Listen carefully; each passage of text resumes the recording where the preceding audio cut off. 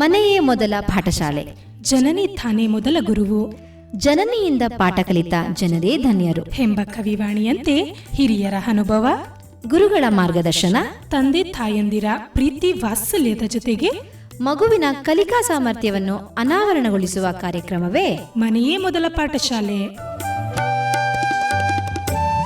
ತಪ್ಪದೆ ಕೇಳಿ, ಪ್ರತಿ ಭಾನುವಾರ ಬೆಳಗ್ಗೆ 10:20 ಹಾಗೂ ಮರುಪ್ರಸಾರ ಸೋಮವಾರ ಮಧ್ಯಾಹ್ನ 3:40 ನಿಮ್ಮ ಜನಧ್ವನಿ ಬಾನುಲಿ ಕೇಂದ್ರದಿಂದ ಪ್ರಸಾರವಾಗಲಿದೆ.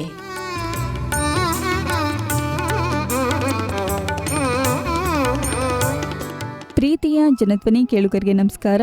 ನಾನು ನಿಮ್ಮ ರೇಡಿಯೋ ಗೆಳತಿ ಪ್ರೀತಿ. ಇಂದಿನ ಮನೆಯ ಮೊದಲ ಪಾಠಶಾಲೆ ಕಾರ್ಯಕ್ರಮಕ್ಕೆ ತಮ್ಮೆಲ್ಲರಿಗೂ ಆತ್ಮೀಯವಾದ ಸ್ವಾಗತ. ಮಕ್ಕಳ ಭವಿಷ್ಯವನ್ನು ಉತ್ತಮವಾಗಿ ರೂಪಿಸುವಲ್ಲಿ ನೈತಿಕ ಶಿಕ್ಷಣದ ಪಾತ್ರ ಅತ್ಯಂತ ಮಹತ್ವದಾಗಿದೆ. ಸತ್ಯ, ಪ್ರಾಮಾಣಿಕತೆ, ಗೌರವ, ಸಹಾನುಭೂತಿ ಮತ್ತು ಶಿಸ್ತು ಮುಂತಾದ ಮೌಲ್ಯಗಳು ಮಕ್ಕಳ ವ್ಯಕ್ತಿತ್ವವನ್ನು ಬೆಳೆಸುತ್ತವೆ. ಇಂತಹ ಉತ್ತಮ ಗುಣಗಳು ಮನೆ ಮತ್ತು ಶಾಲೆಯಿಂದಲೇ ಆರಂಭವಾಗುತ್ತದೆ. ಆದ್ದರಿಂದ ಇಂದು ನಾವು ಮಕ್ಕಳಲ್ಲಿ ನೈತಿಕ ಶಿಕ್ಷಣ ಎಷ್ಟು ಮುಖ್ಯ ಎಂಬ ಮಹತ್ವದ ವಿಷಯದ ಕುರಿತು ಚರ್ಚೆ ಮಾಡಲಿದ್ದೇವೆ. ಈ ವಿಷಯದ ಬಗ್ಗೆ ಮಾಹಿತಿಯನ್ನು ನೀಡಲು ಇಂದು ನಮ್ಮೊಂದಿಗಿದ್ದಾರೆ ಶಂಕರಗೌಡ ಕಾಲೇಜ್ ಆಫ್ ಎಜುಕೇಷನ್ ಮಂಡ್ಯದಲ್ಲಿ ಪ್ರಾಂಶುಪಾಲರಾಗಿ ಕಾರ್ಯನಿರ್ವಹಿಸುತ್ತಿರುವ ಡಾಕ್ಟರ್ ಸುವರ್ಣ ವಿಡಿರವರು. ಬನ್ನಿ ಅವರನ್ನ ಕಾರ್ಯಕ್ರಮಕ್ಕೆ ಸ್ವಾಗತಿಸೋಣ. ಅವರಿಂದಲೇ ಒಂದಿಷ್ಟು ವಿಚಾರವನ್ನ ತಿಳಿಯೋಣ. ಮೇಡಮ್, ಮನೆ ಮೊದಲ ಪಾಠಶಾಲೆ ಕಾರ್ಯಕ್ರಮಕ್ಕೆ ಸ್ವಾಗತ ನಿಮಗೆ. ಧನ್ಯವಾದ ಮೇಡಮ್. ಮೊದಲಿಗೆ ನಿಮ್ಮ ಪರಿಚಯವನ್ನ ನಮ್ಮ ಜನಧ್ವನಿ ಕೇಳುಗರಿಗೆ ಮಾಡಿಕೊಡಿ ಮೇಡಮ್. ನನ್ನ ಹೆಸರು ಡಾಕ್ಟರ್ ಸುವರ್ಣ ಅಂತ ಹೇಳಿ. ಶಂಕರಗೌಡ ಶಿಕ್ಷಣ ಮಹಾವಿದ್ಯಾಲಯದಿಂದ 32 ವರ್ಷಗಳಿಂದ ನಾನು ಉಪನ್ಯಾಸಕಾಗಿ ಕೆಲಸ ಮಾಡ್ತಾ 2020ರಿಂದ ಪ್ರಾಂಶುಪಾಲರಾಗಿ ಕರ್ತವ್ಯವನ್ನು ನಿರ್ವಹಿಸ್ತಾ ಇದ್ದೇನೆ. ಓಕೆ ಮ್ಯಾಮ್, ಬಹಳ ಸಂತೋಷ ಮೇಡಮ್. ಮ್ಯಾಮ್, ಮೊದಲಿಗೆ ನಾವು ಹೇಳ್ತಾ ಇರೋದು ಮನೆಯ ಮೊದಲ ಪಾಠಶಾಲೆ ಎಂಬ ವಿಷಯವಾಗಿ. ಹಾಗಿದ್ರೆ ಮನೆಯ ಮೊದಲ ಪಾಠಶಾಲೆ ಎನ್ನುವುದರ ಅರ್ಥವೇನು ಮೇಡಮ್?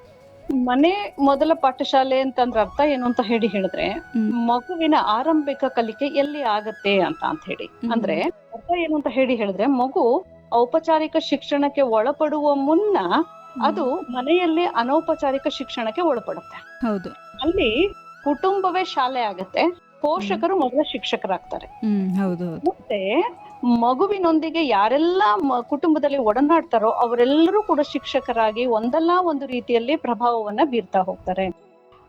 ಮೊದಲ 5 ವರ್ಷದಲ್ಲಿ ಮಗು ಏನೆಲ್ಲ ಕಲ್ತ್ಕೊಳ್ತಾ ಹೋಗ್ತದೋ ಅದು ಅದರ ಮುಂದಿನ ನಡವಳಿಕೆಯನ್ನ ಮತ್ತೆ ಭವಿಷ್ಯವನ್ನ ಮತ್ತೆ ವ್ಯಕ್ತಿತ್ವವನ್ನ ರೂಪಿಸೋದ್ರಲ್ಲಿ ಅತ್ಯಂತ ಪ್ರಮುಖವಾದ ಪಾತ್ರವನ್ನ ವಹಿಸ್ತದೆ. ಉದಾಹರಣೆಗೆ, ಈಗ ಮಗು ಮಾತು ಕಲಿಯುವಂತದ್ದಾಗ್ಬೋದು, ನಡವಳಿಕೆಯನ್ನು ರೂಪಿಸ್ಕೊಳ್ಳುವಂತದ್ದಾಗ್ಬೋದು, ಶಬ್ದಗಳನ್ನ ಸ್ಪಷ್ಟವಾಗಿ ಉಚ್ಚಾರ ಮಾಡೋದು, ವಾಕ್ಯ ರಚನೆ ಮಾಡೋದು, ಮತ್ತೆ ತನ್ನಲ್ಲಿರುವಂತದನ್ನ ಹಂಚ್ಕೊಳ್ಳುವಂಥದ್ದು, ಕೆಲವು ಮೌಲ್ಯಗಳಾದ ಕರುಣೆ, ಪ್ರಾಮಾಣಿಕತೆ, ಶಿಸ್ತು, ಲೆಕ್ಕಾಚಾರ, ಬದ್ಧತೆ, ಸಮಯ ನಿರ್ವಹಣೆ ಇವೆಲ್ಲವನ್ನ ಕಲ್ತ್ಕೊಳ್ತಾ ಹೋಗ್ತದೆ. ಹಾಗೇನೆ ಆ ಕುಟುಂಬದ ಸಾಂಸ್ಕೃತಿಕ ಆಚರಣೆಗಳಿರ್ತಾವಲ್ಲ, ಅಲ್ಲಿ ಸರಳವಾದ ಶಿಸ್ತನ್ನ ಕಲ್ತ್ಕೊಳ್ಳುತ್ತೆ ಮಗು, ಪ್ರಾರ್ಥನೆ ಮಾಡುವುದನ್ನ ಕಲ್ತ್ಕೊಳ್ಳುತ್ತೆ, ಆಹಾರವನ್ನ ಹೇಗೆ ತಕೊಳ್ಬೇಕು ಅಂತ ಕಲ್ತ್ಕೊಳ್ಳುತ್ತೆ. ಮತ್ತೆ ಈಗ ಉದಾಹರಣೆಗೆ ಹಬ್ಬ ಹರಿದಿನಗಳಲ್ಲಿ ಬಹುಶಃ ನಿಮ್ಗೆ ನೆನಪು ಮಾಡ್ಕೊಳ್ಳಿ, ಎಲ್ಲವನ್ನ ಶಿಸ್ತಾಗಿ ಸ್ನಾನ ಮತ್ತೊಂದು ಮಗದೊಂದು ಎಲ್ಲವನ್ನ ಮಾಡಾದ ನಂತರ ತಿಂಡಿ ತೀರ್ಥಗಳನ್ನ ಕೊಡ್ತಾರೆ. ಹೌದು. ಮಗುವಿಗೆ ಅದಕ್ಕೆ ಗೊತ್ತಿಲ್ಲದಂತೆನೆ ಏನ್ ಮಾಡ್ತಾರೆ, ಹಸುವು ನಿಗ್ರಹಣ ಮಾಡುವಂತದ್ದು, ಮತ್ತೆ ದೇಹ ಸ್ವಚ್ಛಪಡಿಸ್ಕೊಳ್ಳುವಂಥದ್ದು ಇತ್ಯಾದಿಗಳನ್ನ ಕಲಿಸ್ಕೊಡ್ತಾ ಹೋಗ್ತಾರೆ. ಮತ್ತೇನಾಗತ್ತೆ ಅಂದ್ರೆ, ಈಗ ಕುಟುಂಬದಲ್ಲಿ ಹಿರಿಯರನ್ನ ಹೇಗೆ ನೋಡ್ಕೊಳ್ಬೇಕು, ಸಂಬಂಧಿಕರು ಬಂದಾಗ ಹೇಗೆ ನಡ್ಕೊಳ್ಬೇಕು, ಇದನ್ನು ಕೂಡ ಹೇಳ್ಕೊಡ್ತದೆ. ಮತ್ತೆ ಇದರಲ್ಲಿ ಒಂದು ಘಟನೆ ನನಗೆ ನೆನಪಾಗ್ತಾ ಇದೆ. ಸಣ್ಣದೊಂದು ಮಗು, ಬಹುಶಃ ಒಂದು 3 ವರ್ಷ 4 ವರ್ಷ ಇರ್ಬೋದು ಅಂತ ಹೇಳಿ ಕಾಣಿಸ್ತದೆ. ನಾನು ಮಾವಿನ ಹಣ್ಣು ತಕೊಳ್ಳಿಕ್ಕೆ ಅಂತ ಹೇಳಿ ಒಂದು ಅಂಗಡಿಯ ಬಳಿ ನಿಂತಿದ್ದೆ. ಆಗ ಒಬ್ಬ ತಂದೆ ಮಗು ಜೊತೆನಲ್ಲಿ ಮಗು ಇತ್ತು, ಹಣ್ಣನ್ನ ವ್ಯಾಪಾರ ಮಾಡ್ತಾ ಇದ್ರು. ನಂಗೆ ಅದು ಬೇಕು ಇದು ಬೇಕು ಅಂತೆಲ್ಲ ಕೇಳ್ತಾ ಇತ್ತು. ಆಯ್ತಪ್ಪ ಅಂತ ಹೇಳಿ ಸಮಾಧಾನ ಮಾಡ್ತಾ ಒಂದೊಂದೇ ಹಣ್ಣನ್ನ ಹೆಕ್ಕಿ ತೆಗೆದು ಅವರು ಇದ್ ತಕೋಬೋದ ನೋಡಿ, ಮಗುಗೇನು ಗೊತ್ತಾಗಲ್ಲ ಅಲ್ಲಿ ಅಂತ ನಾವ್ ಅನ್ಕೋತೀವಿ. ಆದ್ರೆ ಆ ತಂದೆ ಮಾಡ್ತಾ ಇದ್ದ ಕೆಲ್ಸ ಏನು ಗೊತ್ತಾ, ಒಂದೊಂದನ್ನು ತೋರ್ಸಿ ಇದ್ ತಗೊಳ್ಳೋಣ, ಹೌದಾ ಇದು ಬೇಡವಾ, ಯಾಕೆ, ಈ ತರದನ್ನೆಲ್ಲ ಕೇಳ್ಕೊಂಡು ನೋಡ್ತಾ ಇದ್ರೆ ನಾನು ಕುತೂಹಲದಿಂದ ನೋಡ್ತಾ ಇದ್ದೆ ಪಕ್ಕದಲ್ಲೇ, ಏನ್ ಮಾಡ್ತಾ ಇದಾರೆ ಇವ್ರು ಅಂತ. ಆಗ ಆ ಮಗುಗ ಹಾಪ ಇದ್ ತಕೊಡು ಅದ್ ತಕೋ ಹೀಗೆ ಹೇಳ್ತಾ ಇತ್ತು. ಮತ್ ಅವ್ರು ಆ ಮಗು ಏನನ್ನ ತೋರಿಸ್ತಾ ಇತ್ತು ಅದನ್ನೇ ಹೆಕ್ತಾ ಇದ್ರು, ಮತ್ ಇಟ್ಕೋತಾ ಇದ್ರು. ಆಮೇಲೆ ಏನ್ ಮಾಡಿದ್ರು, ಅವ್ರಿಗೆ ದುಡ್ಡು ಕೊಟ್ಬಿಟ್ಟು ಅವ್ರೇನು ವಾಪಸ್ಸು ಚಿಲ್ಡ್ರನ್ನ ಕೊಟ್ರು ಅಂಗಡಿ ಆತ.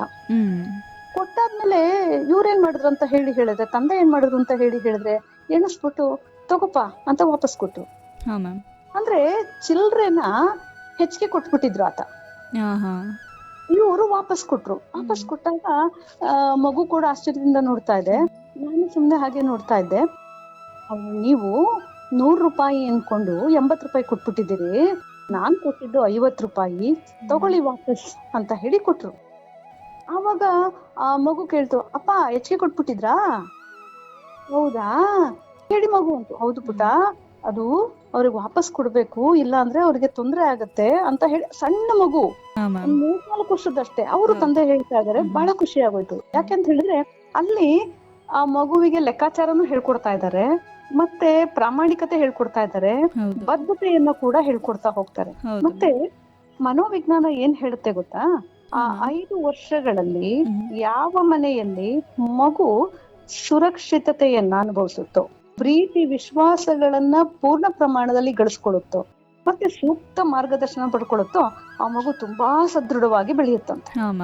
ಆದ್ರಿಂದ ಆ 5 ವರ್ಷಗಳಲ್ಲಿ ಏನೆಲ್ಲ ಮೌಲ್ಯಗಳನ್ನ ನಾವು ಮಕ್ಕಳಿಗೆ ಅಂತರ್ಗತ ಮಾಡ್ಬೋದು, ಅಂದ್ರೆ ಅವರು ತಮ್ಮದಾಗಿಸ್ಕೊಳ್ಳಿಕ್ಕೆ ಪ್ರಯತ್ನ ಮಾಡ್ಬೋದು, ಅದೆಲ್ಲವನ್ನ ನಮ್ಮ ಮೂಲಕನೇ, ಅಂದ್ರೆ ಪೇರೆಂಟ್ಸೇ ಮಾಡ್ಲಿಕ್ಕೆ ಅವಕಾಶ ಇದೆ. ಗಾಂಧೀಜಿ ಏನ್ ಹೇಳ್ತಾರೆ ಗೊತ್ತಾ, ನಿಮ್ಮ ಮಕ್ಕಳಲ್ಲಿ ನೋಡ ಬಯಸುವ ಬದಲಾವಣೆ ನಿಮ್ಮಿಂದಲೇ ಆಗ್ಲಿ ಅಂತ. ಹೌದು ಮೇಡಮ್ ಅಲ್ವಾ? ಯಾಕೆಂತ ಹೇಳಿದ್ರೆ ಇಂಥದ್ದೇನೋ ಒಳ್ಳೇದು ಅಂತ ಹೇಳ್ತೀವಿ, ಜವಾಬ್ದಾರಿಯುತವಾಗಿ ನಡ್ಕೊಳ್ಬೇಕು ಅಂತ ಹೇಳ್ತೀವಿ, ಮತ್ತೆ ಇದು ತಪ್ಪು ಅಂತ ಹೇಳ್ತೀವಿ.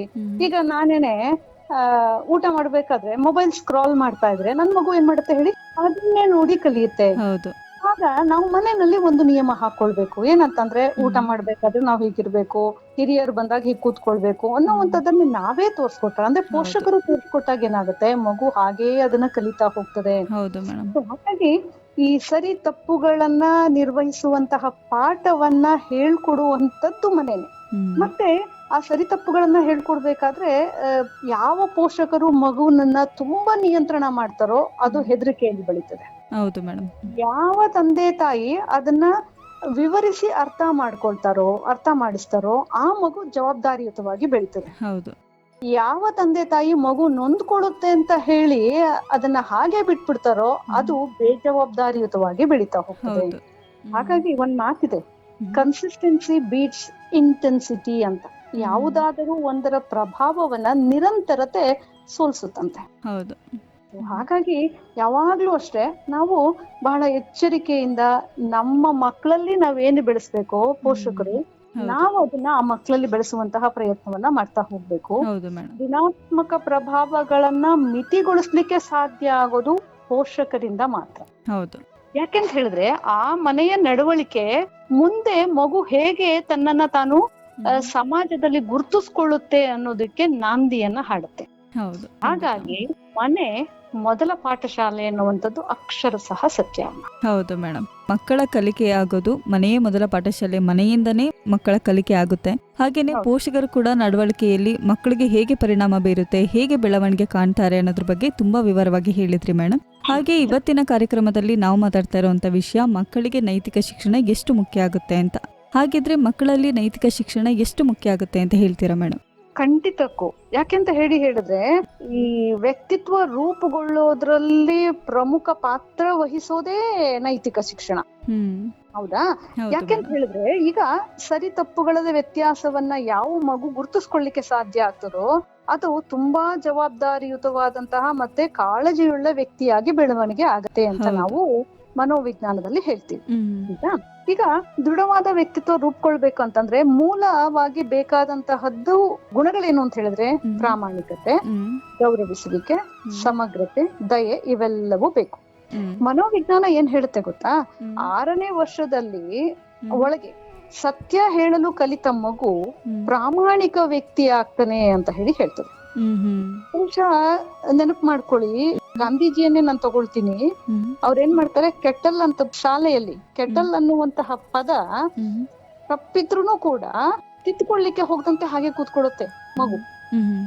ಅಲ್ಲಿ ಎಷ್ಟು ಪ್ರಾಮಾಣಿಕವಾಗಿ ಇರುತ್ತೆ ಅಂತ ಹೇಳಿದ್ರೆ ಅದು ಸತ್ಯವನ್ನ ಗುರುತಿಸುವಂತ ಪ್ರಯತ್ನವನ್ನ ಮಾಡ್ತಾರೆ. ಮಕ್ಕಳ ಮನಸ್ಸು ತುಂಬಾ ಶುದ್ಧವಾಗಿರುತ್ತಪ್ಪ. ಅದು ಏನಾದ್ರೂ ವ್ಯತ್ಯಾಸ ಆದ್ರೆ ಹಿರಿಯರಿಂದನೇ. ನೈತಿಕ ಶಿಕ್ಷಣವನ್ನ ಆಂತರಿಕ ದಿಕ್ಸೂಚಿ ಅಂತ ಹೇಳಿ ಕರೀತಾರೆ. ಅಂದ್ರೆ ಈ ದಿಕ್ಸೂಚಿ ಕೆಲಸ ಏನ್ ಹೇಳಿ, ದಿಕ್ಕನ್ನ ತೋರ್ಸೋದು ಅಂತ. ಈ ಸಮುದ್ರಯಾನದಲ್ಲಿ ಯಾವ ಕಡೆ ಹೋಗ್ಬೇಕನ್ನೋದೇ ಗೊತ್ತಿರೋದಿಲ್ಲ. ಆದ್ರೆ ಈ ದಿಕ್ಕನ್ನ ತೋರಿಸಿ ಕಡೆಗೆ ನೀನ್ ಚಲಿಸ್ಬೇಕು ಅಂತ ಹೇಳಿ ತೋರ್ಸುತ್ತೆ. ಈ ನೈತಿಕ ಶಿಕ್ಷಣವೂ ಕೂಡ ಅಂತಹ ಬಹುದೊಡ್ಡ ಕೆಲಸವನ್ನ ಮಾಡ್ತಾ ಹೋಗ್ತದೆ. ಫಾರ್ ಎಕ್ಸಾಂಪಲ್, ನಾವು ಇವ್ರನ್ನ ಅಂಗುಲಿಮಾಲ ಮತ್ತೆ ಬುದ್ಧನ ಕಥೆಯನ್ನ ತಕೊಳ್ಳೋಣ. ಅಲ್ಲೇನಾಗತ್ತೆ, ಅಂಗುಲಿಮಾಲ ಬೆರಳುಗಳನ್ನ ಕತ್ತರಿಸುವಂತದ್ದು, ಅದಕ್ಕೆ ಹಿನ್ನೆಲೆ ಇದೆ, ನಾವು ಅರ್ಥ ಮಾಡ್ಕೊಳ್ಬೇಕು ಅದು. ಆದ್ರೆ ಒಂದ್ ಕ್ಷಣ ನೋಡಿ, ಆ ಬುದ್ಧ ಬರ್ತಾನೆ, ಬುದ್ಧ ಬಂದಾಗ ಅವನ ನಡವಳಿಕೆ, ದೃಢತೆ ಮತ್ತೆ ಆ ವಿಶ್ವಾಸವನ್ನ ನೋಡಿದಂತಹ ವ್ಯಕ್ತಿ ಏಕಕಾಲಕ್ಕೆ ಒಂದೇ ಕ್ಷಣಕ್ಕೆ ಬದಲಾವಣೆ ಆಗ್ತಾ ಹೋಗ್ತಾನೆ. ಯಾಕೆಂತ ಹೇಳಿದ್ರೆ ಒಂದು ಸಮಯ ಬರ್ಬೇಕು ಅಷ್ಟೆ. ಅಂತಹ ಸಮಯವನ್ನ ಮತ್ತೆ ಸನ್ನಿವೇಶವನ್ನ ನಾವು ಮಕ್ಕಳಿಗೆ ಸೃಷ್ಟಿ ಮಾಡ್ಕೊಡ್ತಾ ಹೋಗ್ಬೇಕು. ಮನೆಯಲ್ಲಿ ಏನಾದ್ರೂ ಒಂದು ಘಟನೆ ನಡೆಯುತ್ತೆ ಅಂತ ಇಟ್ಕೊಳ್ಳಿ, ಆ ಘಟನೆಯನ್ನ ಮಕ್ಕಳಿಗೆ ಏನು ಗೊತ್ತಾಗಲ್ಲ ಅಂತ ಅನ್ಕೊಳ್ಳೋದು ನಮ್ಮ ಬಹುದೊಡ್ಡ ಮೂರ್ಖತನ. ಹೌದು, ಹೇಳ್ತೀನಿ, ಆ ಮಕ್ಕಳು, ಸಣ್ಣ ಮಕ್ಕಳು ನಿಜವಾದ ವೀಕ್ಷಕರು, ನಿಜವಾದ ಜಡ್ಜಸ್. ಅವ್ರು ಹೌದು, ಎಷ್ಟ್ ಚೆನ್ನಾಗಿ ತೀರ್ಮಾನ ಮಾಡ್ತಾರೆ ಅಂತ ಹೇಳಿದ್ರೆ ಸರಿ ತಪ್ಪುಗಳು ಅವ್ರಿಗಿಂತ ಚೆನ್ನಾಗಿ ಮಾಡ್ಲಿಕ್ಕೆ ನಮ್ಮಿಂದ ಸಾಧ್ಯನೇ ಇಲ್ಲ. ಹೌದು, ನಿಜ. ಅವ್ರಿಗೆ ಒಂದು ಚೌಕಟ್ಟಿರಲ್ಲ, ಅವರಿಗೆ ಸುಳ್ಳು ಹೇಳಲಿಕ್ಕೆ ಬರಲ್ಲ. ಇವತ್ತು ನಮ್ಮ ಮಕ್ಳು ಸುಳ್ಳು ಹೇಳ್ತಾ ಇದಾರೆ ಅಂತಂದ್ರೆ ಅದಕ್ಕೆ ಕಾರಣ ಹಿರಿಯರಷ್ಟೇ. ಅವ್ರ ಮುಂದೆನೆ ಸುಳ್ಳು ಹೇಳ್ತಾರೆ, ಅಥವಾ ಮೊಬೈಲ್ ನಲ್ಲಿ ಮಾಡ್ಬೇಕಾದ್ರೆ ಮನೇಲಿ ಇದ್ಕೊಂಡು ನಾನು ಪೇಟೆನಲ್ಲಿ ಇದ್ದೀನಿ ಅಂತ ಹೇಳ್ತಾರೆ. ಈ ತರದನ್ನೆಲ್ಲ ಮಾಡ್ತಾರೆ. ಅದ್ರಿಂದ ಬಹಳ ಸೂಕ್ಷ್ಮವಾಗಿ ಮಕ್ಕಳನ್ನ, ಹಿರಿಯರನ್ನ ಗಮನಿಸ್ತಾ ಹೋಗ್ತಾರೆ.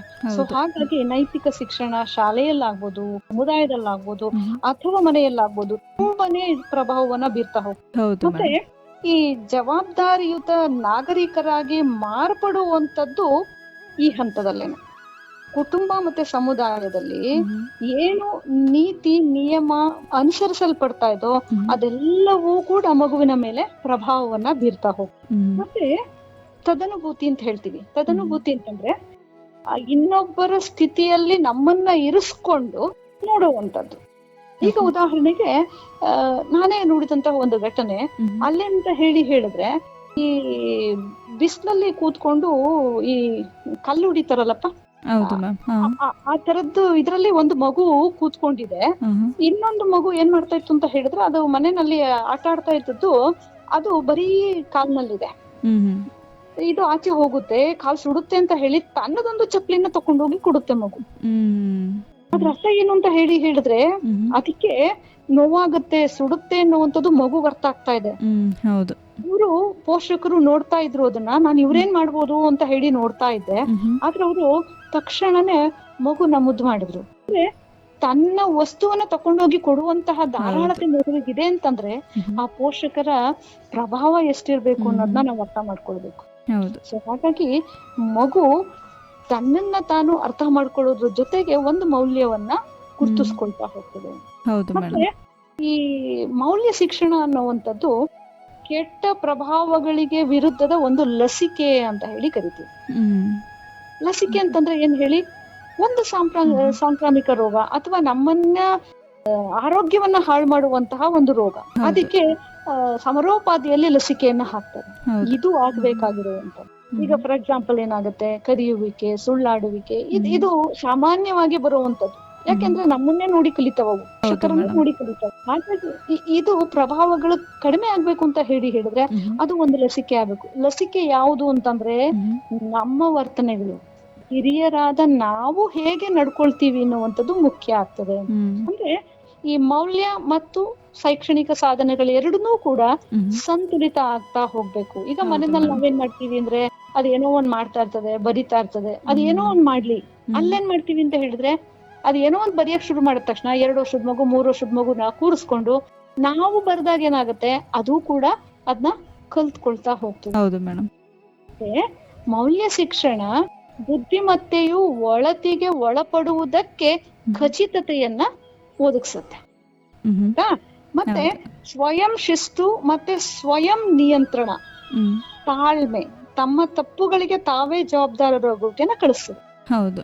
ಇತ್ತೀಚೆಗೆ ಒಂದು ಇದನ್ನ ದೃಶ್ಯಾವಳಿಯನ್ನ ನಾನು ನೋಡಿದ್ದೆ, ಸಾಮಾಜಿಕ ಮಾಧ್ಯಮದಲ್ಲಿ ನೋಡಿದ್ದೆ. ಮಗು ಏನ್ ಮಾಡುತ್ತೆ ಅಂತ ಹೇಳಿದ್ರೆ, ಟೇಬಲ್ ಮೇಲೆ ಅಮ್ಮ ಕೈಗೆ ಸಿಗುವ ಅಳತೆಯಲ್ಲಿ ಬಿಸ್ಕೆಟ್ ಇಟ್ಟಿರ್ತಾರೆ, ಅದಕ್ಕೆ ಆಸೆ ಆಗತ್ತೆ, ತಿಂದು ಬಿಡುತ್ತೆ, ಇಡೀ ಬಿಸ್ಕೆಟ್ ನ ತಿಂದು ಬಿಡುತ್ತೆ. ಫುಲ್ ಖಾಲಿ ಮಾಡ್ಬಿಡುತ್ತೆ. ಹ್ಮ್ ಆವಾಗ ತಂದೆ ಬಂದ್ಬಿಟ್ಟು ಇಡೀ ಬಿಸ್ಕೆಟ್ ತಿನ್ಬಿಟ್ಟಿದ್ಯಾ ನೀನು, ಹ್ಮ್ ಊಟ ಮಾಡದೇ ಇದ್ರೆ ನಿನಗೆ ಹೊಡಿತೀನಿ ನಾನು, ಯಾಕೆ ತಿಂದೆ ನೀನು ಅಂತಂದ್ರೆ ಮಗು ಏನ್ ಹೇಳುತ್ತೆ ಗೊತ್ತಾ, ಹ್ಮ್ ಅಮ್ಮ ನನಗ್ ಕೈಗೆ ಸಿಕ್ಕಂಗ್ ಇಟ್ಬಿಟ್ಟಿದ್ಲು, ನಾನ್ ತಕೊಂಡೆ, ಆಸೆ ಆಯ್ತು ತಿನ್ಬಿಟ್ಟೆ. ಹಾ ಮಗು ತನ್ನನ್ ತಾನು ಜಸ್ಟಿಫೈ ಮಾಡ್ಕೊಳ್ತಾ ಇದೆ, ನಮ್ದೇನು ತಪ್ಪಿಲ್ಲ ಅಂತ ಹೇಳಿ. ನೋಡಿ, ಇದು ತಾನಾಗಿಯೇ ಕಲ್ತಿದ್ದಲ್ಲ, ಅದು ಹಿರಿಯರನ್ನೇ ನೋಡ್ಬಿಟ್ಟು ಕಲ್ತಿದೆ. ಅಂದ್ರೆ ನಮ್ ತಪ್ಪಲ್ಲ, ಸಿಕ್ತಾ ಇತ್ತು ತಿಂದೆ. ಮತ್ ಅಮ್ಮನ್ ಕಡೆ ತಿರ್ಕೊಂಡ್ ಏನ್ ಹೇಳುತ್ತೆ ಗೊತ್ತಾ ಅದು, ಹ್ಮ್ ನೀನ್ ಯಾಕೆ ಅಲ್ಲಿಟ್ಟೆ ಪ್ರಶ್ನೆ ಕೇಳ್ತಾ ಇದೆ ತಾಯಿನ. ಹಾ ಹಾ ಆವಾಗ ತಂದೆ ಇಲ್ಲ ಇಲ್ಲ ಇದು ತಪ್ಪು ಮಾಡಿದೆ, ಆಯ್ತು ಬಿಡಿ ನಾನ್ ಮುಂದಕ್ ಮಾಡಲ್ಲ, ಹ್ಮ್ ಅಮ್ಮ ಕೈಗೆ ಸಿಗಂಗ್ ನೀನ್ ಇಡ್ಬೇಡ ಆಯ್ತಾ. ಹಾ ಹಾ ಮಗು ಎಷ್ಟು ಸ್ಪಷ್ಟವಾಗಿ ತನಗನ್ಸದ್ದನ್ನ ನೇರವಾಗಿ ಹೇಳ್ತಾ ಇದೆ, ಹೌದು ಮೇಡಮ್. ಮತ್ತೆ ತನ್ನನ್ ತಾನ್ ಸಮರ್ಥನೆ ಮಾಡ್ಕೊಳ್ತಾ ಇದೆ. ಹ್ಮ್ ಹ್ಮ್ ಆಗ ಅಪ್ಪ ಗದರ್ಕೊಳ್ತಾರೆ, ಹಾಗೆಲ್ಲ ಹೇಳ್ಬಾರ್ದು, ಅದು ನಿನ್ ಮುಂದೆ ಇದ್ರೂ ಕೂಡ ಯಾವ ಟೈಮಲ್ಲಿ ತಿನ್ಬೇಕು ಹೇಳು ಬಿಸ್ಕೆಟು, ಸಂಜೆ ಕಾಫಿ ಕುಡಿಬೇಕಾದ್ರೆ, ಹ್ಮ್ ಇವತ್ತು ಸಂಜೆ ಕಾಫಿ ಕುಡಿಬೇಕಾದ್ರೆ ನಿನಗೆ ಬಿಸ್ಕೆಟ್ ಕಟ್. ನೋಡಿ ಎಷ್ಟ್ ಚೆನ್ನಾಗಿ ಹೇಳ್ತಾ ಇದ್ದಾನೆ ತಂದೆ ಅಂತಂದ್ರೆ. ಆವಾಗ ಮಗು ಕೇಳುತ್ತೆ, ಇಲ್ಲ ಇಲ್ಲ ಇನ್ನೊಂದ್ಸಲ ಮಾಡಲ್ಲ ನಾನು. ಮತ್ತೆ ಈಗ ನೀನ್ ಊಟ ಮಾಡಲ್ವಲ್ಲ, ನಾನೇನ್ ಮಾಡ್ಲಿ, ಇಲ್ಲ ಇಲ್ಲ ನಾನು ಊಟ ಮಾಡ್ತೀನಿ ಅಂದ್ರೆ ಮಗುವಿಗೆ ಎಷ್ಟು ಚೆನ್ನಾಗಿ ಅದು ಮಾಡದ ತಪ್ಪನ್ನ ಅರ್ಥ ಮಾಡಿಸ್ತಾ ಇದಾರೆ ಅಂತ ಹೇಳಿದ್ರೆ, ಅದ್ರ ಜೊತೆಗೆ ಎಷ್ಟ್ ಚೆನ್ನಾಗ್ ಮಗು ನಮ್ ತಪ್ಪಲ್ಲ ಅಂತ ಹೇಳುತ್ತೆ ಅಂತಂದ್ರೆ ಬಹಳ ಖುಷಿ ಆಯ್ತು. ಯಾಕೆ ಅಂತ ಹೇಳಿದ್ರೆ ಆ ಮಗು ಮುಂದಕ್ಕೆ ತನ್ನನ್ ತಾನು ಖಂಡಿತ ತಿದ್ಕೊಳ್ಳುತ್ತೆ. ಅದಕ್ಕೆ ಹೇಳುದು ಬೆಳೆಯುವ ಸಿರಿ ಮೊಳಕೆಯಲ್ಲಿ ಅಂತ. ಸಮಾಜವನ್ನ ಒಳ್ಳೆಯ ನಾಗರಿಕರಿಂದ ನಾವು ಬಲಪಡಿಸ್ಬೇಕು ಅಂತ ಹೇಳಿದ್ರೆ ಮಕ್ಕಳಿಗೆ ನಾವ್ ಇದನ್ನ ಕಲಿಸ್ಬೇಕು. ಸಿರಿವಂತಿಕೆ ಹೋದ್ರೆ ಏನೂ ನಷ್ಟ ಇಲ್ಲ, ಆರೋಗ್ಯ ಹೋದ್ರೆ ಏನೋ ಸ್ವಲ್ಪ ಕಳೆದುಕೊಂಡಂಗೆ, ಆದ್ರೆ ನಡತೆ ಹೋದ್ರೆ ಎಲ್ಲವೂ ಹೋದಂತೆ. ಹೌದು ಮೇಡಮ್. ಮ್ಯಾಮ್, ಇವಾಗ ತಾನೇ ನಾವು ಮಾತಾಡ್ತಾ ಇದ್ವಿ ಪೋಷಕರು ಹಿರಿಯರ ನಡವಳಿಕೆ ಅಂದ್ರೆ ಮಕ್ಕಳ ಮೇಲೆ ಹೇಗೆ ಪರಿಣಾಮ ಬೀರುತ್ತೆ ಅನ್ನೋದ್ರ ಬಗ್ಗೆ ಮಾತಾಡ್ತಾ ಇದ್ವಿ. ಹಾಗಿದ್ರೆ ಪೋಷಕರು ಮಕ್ಕಳಿಗೆ ಒಳ್ಳೆಯ ಮೌಲ್ಯಗಳನ್ನ ಹೇಗೆ ಕಲಿಸ್ಬೋದು ಅಂತ ಹೇಳ್ತೀರಾ ಮೇಡಮ್? ಖಂಡಿತ. ಮಕ್ಕಳನ್ನ ಯಾವಾಗ್ಲೂ ಅಷ್ಟೇ ತಿಳ್ಕೊಳ್ಳಿ, ಪೋಷಕರು ಏನಾದ್ರೂ ಹೇಳೋದ್ರ ಬದಲು ಮಾಡಿ ತೋರಿಸ್ಬೇಕು, ಮಾದರಿಗಳಾಗ್ಬೇಕು. ಯಾಕೆಂತ ಹೇಳಿದ್ರೆ ಮಕ್ಕಳು ಕೇಳಿ ಕಲಿಯೋದಕ್ಕಿಂತ ನಾವು ಪಾಠ ಮಾಡಿದವ್ರು ಅರ್ಥ ಮಾಡ್ಕೊಳ್ಳೋದಿಲ್ಲ, ಅದನ್ನ ಅರ್ಥ ಮಾಡ್ಕೊಂಡು ಅನುಸರಿಸೋದಿಲ್ಲ, ನೋಡಿ ಮಾಡ್ತಾರೆ, ನಮ್ಮನ್ನ ಗಮನಿಸ್ತಾ ಇರ್ತಾರೆ. ಆದ್ರಿಂದ ಮೌಲ್ಯಗಳನ್ನ ಯಾವುದೇ ಕಾರಣಕ್ಕೂ ಬೋಧಿಸೋಕ್ ಆಗೋದಿಲ್ಲ. ಆದ್ರೆ ಗಳಿಸ್ಕೊಳ್ಳಕ್ ಏನ್ ಮಾಡ್ಬೇಕು ಅದನ್ನ ಮಾಡ್ಬೇಕು. ಚೆನ್ನಾಗಿ ಹೇಳ್ತಾರೆ, values are not taught but caught ಅಂತ. ಅಂದ್ರೆ ನಮ್ಮ ದಿನನಿತ್ಯದ ವರ್ತನೆಗಳಲ್ಲಿ ನಮ್ಮ ನಡವಳಿಕೆಗಳು ಶಿಸ್ತುಬದ್ಧ ಆಗಿರ್ಬೇಕು, ಪೋಷಕರ ವರ್ತನೆಗಳು ಶಿಸ್ತುಬದ್ಧವಾಗಿರ್ಬೇಕು. 3 ಪ್ರಮುಖ ಅಂಶಗಳನ್ನ ನಾವು ಗಮನಿಸ್ಬೇಕು ಮೌಲ್ಯಗಳನ್ನ ಬೆಳೆಸ್ಬೇಕು ಅಂತಂದ್ರೆ. ಹವ್ಯಾಸಗಳು ಚೆನ್ನಾಗಿರ್ಬೇಕು, ಉದಾಹರಣೆ ಚೆನ್ನಾಗಿರ್ಬೇಕು, ಮತ್ತೆ ನಂಬಿಕೆ ಇರ್ಬೇಕು ಅಂತ ಹೇಳಿ ಅಂತ. ಇಲ್ಲಿ ಒಂದು ಉದಾಹರಣೆಯನ್ನ ಕೊಡ್ತೀನಿ ನಾನು ನಿಮ್ಗೆ, ಹೇಗೆ ಪೋಷಕರು ಕಾರಣ ಆಗ್ತಾರೆ ಅಂತ ಅನ್ಲಿಕ್ಕೆ. ಈ ತಂದೆ ತುಂಬಾ ಕುಡುಕ ಇರ್ತಾರೆ, ಅವ್ರಿಗೆ 2 ಮಕ್ಳಿರ್ತಾರೆ. ಅಲ್ಲಿ ಆ 2 ಮಕ್ಕಳುಗಳ ವರ್ತನೆಗಳು, ಒಂದ್ ಹುಡುಗ ಚೆನ್ನಾಗಿ ಒಳ್ಳೆಯದನ್ನ ಕಲ್ತ್ಕೊಂಡಿರ್ತಾನೆ, ಇನ್ನೊಬ್ಬ ಮಾತ್ರ ಕುಡಿಯೋದನ್ನ ಅಭ್ಯಾಸ ಕೊಂಡಿರ್ತಾನೆ. ಪ್ರಶ್ನೆ ಕೇಳ್ತಾರೆ ಏನಂತ ಅಂತಂದ್ರೆ, ನೀನು ಯಾಕೆ ಅಪ್ಪ ನಿನ್ನ ಹೇಗೆ ಪ್ರಭಾವಿಸಿದ್ರು ಅಂತ ಹೇಳಿದ್ರೆ ಒಂದೇ ಉತ್ತರ, ಅಪ್ಪ ಕುಡಿತಾರೆ ಅದಕ್ಕೆ ನಾನ್ ಕುಡಿಯಲ್ಲ ಅಂತ ಒಂದ್ ಮಗು ಹೇಳುತ್ತೆ, ಅಪ್ಪ ಕುಡಿತಾರೆ ಅದಕ್ಕೆ ನಾನ್ ಕುಡಿತಾ ಇದ್ದೀನಿ. ಅಂದ್ರೆ ಎಷ್ಟು ಚೆನ್ನಾಗಿ ಪ್ರಭಾವ ಬೀರ್ತಾರೆ ತಂದೆ ತಾಯಿ ಅಂತ ಹೇಳಿದ್ರೆ. ಒಳ್ಳೆಯದಕ್ಕೂ ನಾವೇ ಅಡಿಪಾಯ ಹಾಕ್ತಿವಿ ಪೋಷಕರು, ಕೆಟ್ಟದ್ದಕ್ಕೂ ಕೂಡ ನಾವೇ ಅಡಿಪಾಯ ಹಾಕ್ತಿವಿ. ಅಂದ್ರೆ ಈಗ ಪ್ರಾಮಾಣಿಕತೆ, ಸತ್ಯನಿಷ್ಠತೆ ಅಥವಾ ಮೌಲ್ಯಗಳು ಏನಾದ್ರೂ ಆಗ್ಲಿ, ಈ ಮೌಲ್ಯಗಳನ್ನ ಬೆಳೆಸ್ಬೇಕು ಅಂತ ಹೇಳಿದ್ರೆ ಪೋಷಕರಲ್ಲಿ ಬದ್ಧತೆ ಇರ್ಬೇಕು, ಕೆಲಸವನ್ನ ಸರಿಯಾಗಿ ಮಾಡ್ಬೇಕು, ಸಮಯವನ್ನ ಹೊಂದಾಣಿಕೆ ಮಾಡ್ಕೊಳ್ಬೇಕು, ಮಕ್ಕಳೊಂದಿಗೆ ಕೂತು ಮಾತನಾಡುವಂತದನ್ನ ಅಭ್ಯಾಸ ಮಾಡ್ಬೇಕು. ನಾವ್ ಅನ್ಕೋತೀವಿ ಸಣ್ಣ ಮಕ್ಳಿಗೆ ಏನು ಗೊತ್ತಾಗಲ್ಲ ಅಂತ. ನಾನು ಆಗ್ಲೇ ಹೇಳ್ದೆ, ಅವರು ದೇ ಆರ್ ರಿಯಲ್ ಜಡ್ಜಸ್ ಅಂತ. ತುಂಬಾ ಚೆನ್ನಾಗಿ ಅವರ ಮಾತುಗಳನ್ನ ಕೇಳ್ಬೇಕು, ಹೀಗಾದ್ರೆ ನೀನೇನ್ ಮಾಡ್ತಾ ಇದ್ದೆ ಅಂತ ಕೇಳ್ಬೇಕು. ಮಕ್ಕಳಲ್ಲಿ ನಂಬಿಕೆ ಇಟ್ಟು ಅವ್ರನ್ನೊಂದಿಗೆ ಬಹಳ ಹತ್ತಿರದಿಂದ ಒಡನಾಟವನ್ನು ಮಾಡ್ತಾ ಹೋಗ್ಬೇಕು. ಸಾಧ್ಯ ಆದ್ರೆ ಪ್ರತಿದಿನ ಸಂಜೆ 5-10 ನಿಮಿಷ ಅವರೊಂದಿಗೆ ನಾವು ಮಾತನಾಡ್ಬೇಕಾಗ್ತದೆ. ಮತ್ತೆ ಇಲ್ಲಿ ಇನ್ನೊಂದು ಹೇಳ್ತದೆ, ಈ ಮಕ್ಕಳು ಸಾಮಾನ್ಯವಾಗಿ ನಿಯಮಗಳನ್ನ ಚೆನ್ನಾಗಿ ಗ್ರಹಿಸಿದ್ರೆ ಚಾಚು ತಪ್ಪದೆ ಅನುಸರಿಸ್ತಾರಂತ. ಮತ್ತೆ ನೈತಿಕ ಕಥೆಗಳನ್ನ ಹೇಳ್ಬಿಟ್ಟು ಚರ್ಚೆ ಮಾಡ್ತಾ, ನೀನು ಇಂಥ ಸಂದರ್ಭದಲ್ಲಿದ್ರೆ ಏನ್ ಮಾಡ್ತಾ ಇದ್ದೆ, ಈ ರೀತಿ ಸಣ್ಣ ಪುಟ್ಟ ಪ್ರಶ್ನೆಗಳು. ಮತ್ತೆ ಈಗ ಮನೆಯಲ್ಲಿ ಒಂದು ಪೆನ್ಸಿಲ್ ತಗೊಂಬ ಅಂತ ಏನೋ ಹೇಳ್ತೀವಿ, ಅಥವಾ ನೀರ್ ತಗೊಂಬ ಅಂತ ಏನೋ ಹೇಳ್ತೀವಿ. ನಮ್ದೇನು ಅಂದ್ರೆ ಪೋಷಕರದು ನಾ ಹೇಳಿದ್ದನ್ನ ಮಾಡ್ಬೇಕು ಅನ್ನೋವಂಥದ್ದು. ಹೌದು. ಅದ್ ತಗೊಂಬಂದ್ ಕೊಟ್ಟಾಗ ತುಂಬಾ ಧನ್ಯವಾದ, ಒಳ್ಳೆ ಕೆಲ್ಸ ಮಾಡ್ದೆ, ಹೌದು. ತುಂಬಾ ದಾಹ ಆಗ್ತಾ ಇತ್ತು. ಅವಾಗ ಏನ್ ಮಾಡುತ್ತೆ ಮಗು, ಹೊರಗಡೆಯಿಂದ ಪೋಷಕರು ಬಂದ ತಕ್ಷಣ ನೀರ್ ತಗೊಂಬಂದ್ ತಾನಾಗೆ ಇಡುತ್ತೆ, ಕರ್ತವ್ಯವಾಗಿ ಮಾಡ್ಕೊಳುತ್ತೆ. ಮತ್ತೆ ಈಗ ನಾವೇನ್ ಮಾಡ್ಬೇಕು, ಏನಾದ್ರೂ ಒಂದು ಆಹಾರ ಪದಾರ್ಥವನ್ನ ತಂದಾಗ ಎಲ್ಲರೊಂದಿಗೆ ಹಂಚ್ಕೊಂಡು ತಿಂದ್ರೆ ನಂತರ ಅದೇನ್ ಮಾಡುತ್ತೆ ಹೇಳಿ, ತಾನು ಕೂಡ ಹಂಚ್ಕೊಂಡು ತಿನ್ನುತ್ತೆ, ಹಂಚ್ಕೊಂಡು ತಿನ್ನುವಂತ ಪ್ರಯತ್ನವನ್ನ ಮಾಡುತ್ತೆ. ಮತ್ತೆ ಇತ್ತೀಚಿನ ಮಕ್ಕಳನ್ನ ನಾವು ಮನೆಯಲ್ಲಿ ಕೂಡಿಟ್ಟು ಬೆಳೆಸ್ಬಿಡ್ತಾ ಇದ್ದೀವಿ. ಹಾಗಾಗಿ ಪ್ರಾಣಿ ಪಕ್ಷಿಗಳೊಂದಿಗೆ ಮತ್ತೆ ಪ್ರಕೃತಿಯೊಂದಿಗೆ ಹೆಚ್ಚು ಒಡನಾಟವೇ ಇಲ್ಲ ಅವ್ರಿಗೆ. ಹಾಗಾಗಿ ಏನ್ ಮಾಡ್ಬೇಕು ಅಂತ ಹೇಳಿದ್ರೆ, ಸಾಕು ಪ್ರಾಣಿಗಳಿಗೆ ನೀರ್ ಕೊಡುವಂಥದ್ದು, ಆಹಾರ ಕೊಡುವಂಥದ್ದು, ಅವುಗಳ ಪ್ರೀತಿಯಿಂದ ನೋಡ್ಕೊಳ್ಳುವಂಥದ್ದು, ಈ ತರದನ್ನೆಲ್ಲ ನಮ್ಮ ನಡವಳಿಕೆಯ ಮೂಲಕ ನಾವು ತೋರಿಸ್ಕೊಟ್ರೆ ಖಂಡಿತಕ್ಕೂ ಕೂಡ ಇದು ಸಾಧ್ಯ ಆಗ್ತದೆ. ಯಾಕೆಂತ ಹೇಳಿದ್ರೆ, ಹೊರಗಿನ ಉದಾಹರಣೆಗಳಿಗಿಂತ ಒಳಗಿನ ಉದಾಹರಣೆಗಳು ಹೆಚ್ಚು ಪ್ರಭಾವವನ್ನ ಬೀರ್ತದೆ ಅಂತ ಹೇಳಿ ನಾನು ಅನ್ಕೊಳ್ತೀನಿ. ಹೌದು ಮೇಡಮ್. ಮ್ಯಾಮ್, ಹಾಗೇನೆ ಮಕ್ಕಳಲ್ಲಿ ಪ್ರಾಮಾಣಿಕತೆ ಮತ್ತೆ ಸತ್ಯನಿಷ್ಠೆ ಅನ್ನೋದು ತುಂಬಾ ಮುಖ್ಯ ಆಗುತ್ತೆ. ಹಾಗಿದ್ರೆ ಮಕ್ಕಳಲ್ಲಿ ಪ್ರಾಮಾಣಿಕತೆ ಮತ್ತು ಸತ್ಯನಿಷ್ಠೆ ಬೆಳೆಸೋದಕ್ಕೆ ಏನ್ ಮಾಡ್ಬೇಕು ಪೋಷಕರು ಅಂತ ಹೇಳ್ತೀರಾ ಮೇಡಮ್?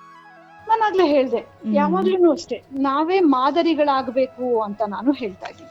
ಆಯ್ತಾ? ನಮ್ಮ ಹವ್ಯಾಸಗಳು ಒಂದೊಂದ್ ಸಮಯ ಏನಾಗುತ್ತೆ ಅಂತ ಹೇಳಿದ್ರೆ, ನಮ್ಮ ವರ್ಕ್ ಪ್ರೆಷರ್ ಅಲ್ಲಿ, ಒತ್ತಡದಲ್ಲಿ ನಾವೇನ್ ಮಾಡ್ತೇವೆ, ಅದು ಸಾಮಾನ್ಯವಾಗಿ ಇನ್ನೊಬ್ರ ಮೇಲೆ ಹೇರ್ಬಿಡ್ತೇವೆ. ಹೌದು.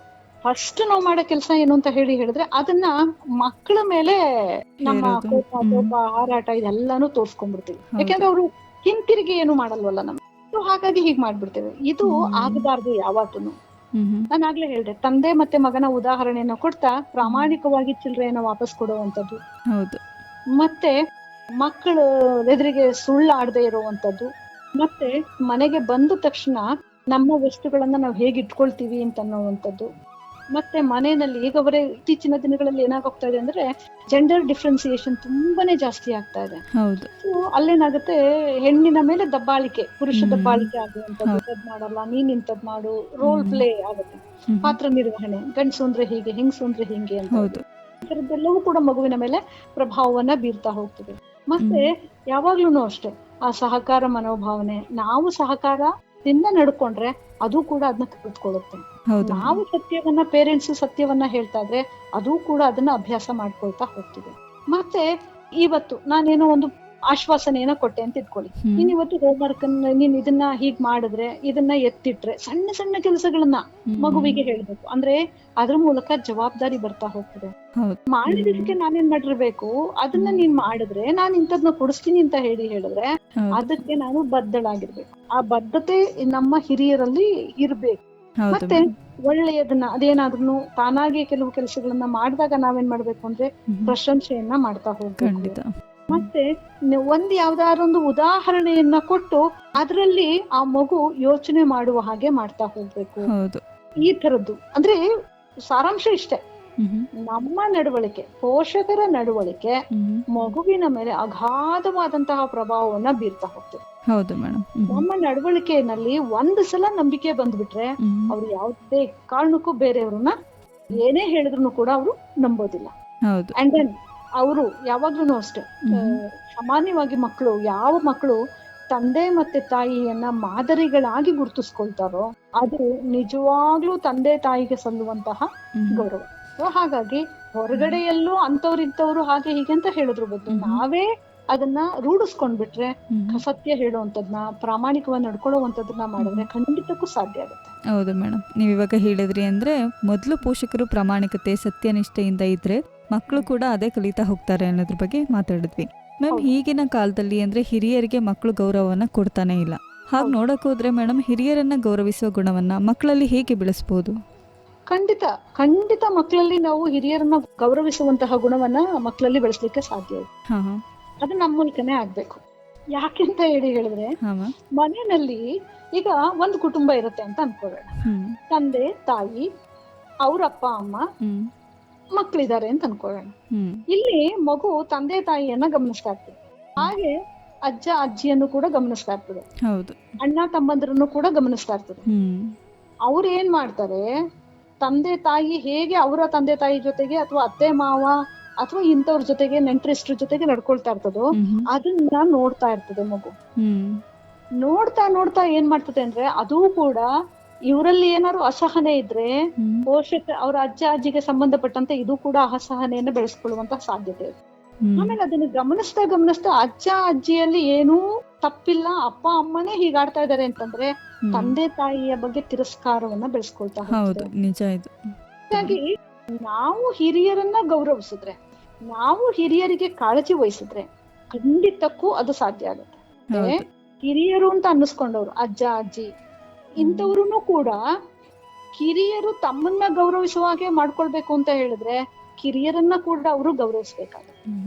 ಎರಡೂ ಆಗ್ಬೇಕು, ರೆಸಿಪ್ರಿಕೋಯಿಟ್ ಆಗ್ಬೇಕು ಅಂತ ನಾವು ಹೇಳ್ತೀವಿ. ಈಗ ಹೇಗೆ ಅಂತ ಹೇಳಿದ್ರೆ, ಮನೆಗೆ ಹಿರಿಯರು ಯಾರಾದ್ರೂ ಬರ್ತಾರೆ ಅಂತ ಇಟ್ಕೊಳ್ಳಿ, ನಾವು ಯಾವ ರೀತಿ ನಡ್ಕೊಳ್ತೀವಿ ಅನ್ನೋದ ಮಗು ತುಂಬಾ ಚೆನ್ನಾಗಿ ನೋಡ್ತಾ ಇರ್ತದೆ. ಹೌದು, ಬಹಳ ಪ್ರೀತಿಯಿಂದ ಬನ್ನಿ ಕೂತ್ಕೊಳ್ಳಿ ಅಂತೆಲ್ಲ ಸತ್ಕಾರ ಮಾಡಿದಾಗ ಖಂಡಿತ ಅದು ಕೂಡ ಅದನ್ನೇ ಕಲ್ತ್ಕೊಳ್ಳುತ್ತೆ. ಹೌದು. ಈಗ ಅಕ್ಕಪಕ್ಕದ ಹಿರಿಯರನ್ನ ನಾವು ಹೇಗೆ ಮಾತನಾಡಿಸ್ತೀವಿ, ಒಬ್ಬ ಅಂಗಡಿನಲ್ಲಿ ಹೋಗ್ಬಿಟ್ಟು ವ್ಯಾಪಾರ ಮಾಡ್ತಾ ಇದ್ದೀವಿ, ನನ್ನ ಹತ್ರ ದುಡ್ಡಿದೆ ಅಂತ ಕಾರಣಕ್ಕೆ ಅವ್ರನ್ನ ಕೆಳಮಟ್ಟದಲ್ಲಿ ನಾವು ಮಾತನಾಡ್ಸ್ಲಿಕ್ಕಾಗೋದಿಲ್ಲ. ಕೊಡೋ ಮಾಡೋ ಈ ತರ ಮಾಡಬಾರ್ದು. ಮತ್ತೆ ಮನೆಯ ಸಹಾಯಕರನ್ನ ಕೂಡ ನಾವು ಹೇಗೆ ಮಾತನಾಡಿಸ್ತೀವಿ ಅನ್ನೋದನ್ನ ಮಗು ನೋಡ್ತಾ ಇರ್ತದೆ. ಹೌದು. ಅವ್ರೇನೋ ಸಂಬಳಕ್ಕಿದ್ದಾರೆ ಅಂತ ಹೇಳಿ ನಾವೇನ್ ಮಾಡ್ಬೋದು, ದಬ್ಬಾಳಿಕೆಯನ್ನ ಮಾಡ್ತಾ ಇದ್ರೆ ಅಥವಾ ಅವ್ರಿಗೆ ಮರ್ಯಾದೆ ಕೊಡದಂತೆ ಮಾತನಾಡ್ತಾ ಇದ್ರೆ ಮುಂದೆ ಅದು ಕೂಡ ಅದನ್ನೇ ಕಲ್ತ್ಕೊಳ್ತಾ ಹೋಗ್ತದೆ. ಹೌದು ಮೇಡಮ್. ಹಿರಿಯರ ತಪ್ಪುಗಳನ್ನ ಮಕ್ಕಳ ಮುಂದೆ ಎತ್ತಿ ತೋರಿಸಬಾರ್ದು.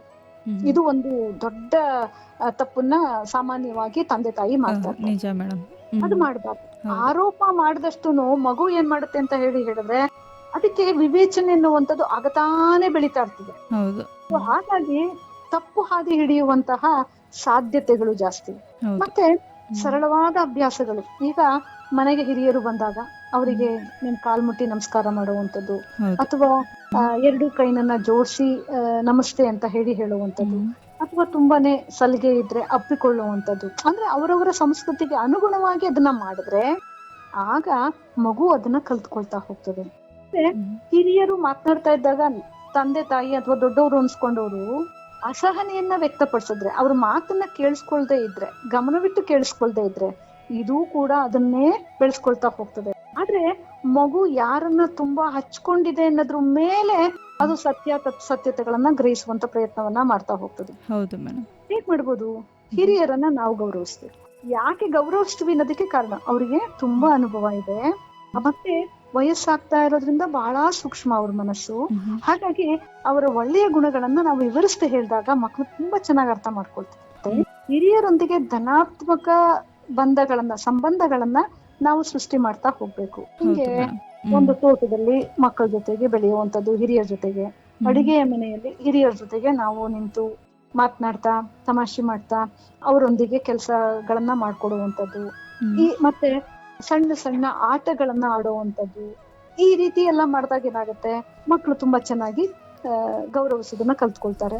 ಮತ್ತೆ ಹಿರಿಯರೊಂದಿಗೆ ಕೂತ್ಕೊಂಡು ಅವರ ಕಷ್ಟ ಸುಖಗಳನ್ನ ವಿವರಿಸಿ ಹೇಳುವಂಥದ್ದು, ಇಷ್ಟೊಂದೆಲ್ಲ ಹೇಗೆ ಸಾಧನೆ ಮಾಡ್ಕೊಂಡಿದ್ದಾರೆ ಅನ್ನುವಂತ ಹೇಳುವಂಥದ್ದು, ಈ ತರದ್ದನ್ನ. ಮತ್ತೆ ಹಿರಿಯರೊಂದಿಗೆ ಸಂಬಂಧಿಸಿ ಸಣ್ಣ ಪುಟ್ಟ ಜವಾಬ್ದಾರಿಗಳನ್ನ ಮಕ್ಳು ಕೊಡುವಂಥದ್ದು, ಬೆಡ್ಶೀಟ್ ಹಾಸ್ಕೊಡು ಅನ್ನುವಂಥದ್ದು, ತಾತಂಗೆ ನೀರ್ ಕೊಡು, ಅಜ್ಜಂಗೆ ನೀರ್ ಕೊಡು, ಈ ತರದನ್ನೆಲ್ಲ ಸಣ್ಣ ಪುಟ್ಟ ಕೆಲಸಗಳನ್ನ ಜವಾಬ್ದಾರಿಗಳನ್ನ ಮಾಡಿದಾಗ ಮಕ್ಳು ಖಂಡಿತವಾಗಿ ಕೂಡ ಅವರನ್ನ ಗೌರವಿಸ್ತಾರೆ, ಮತ್ತೆ ಪ್ರೀತಿಸ್ತಾರೆ, ಮತ್ತೆ ಅವರ ಒಳ್ಳೆಯತನವನ್ನ ಗ್ರಹಿಸುವಂತ ಪ್ರಯತ್ನವನ್ನ ಮಾಡ್ತಾರೆ.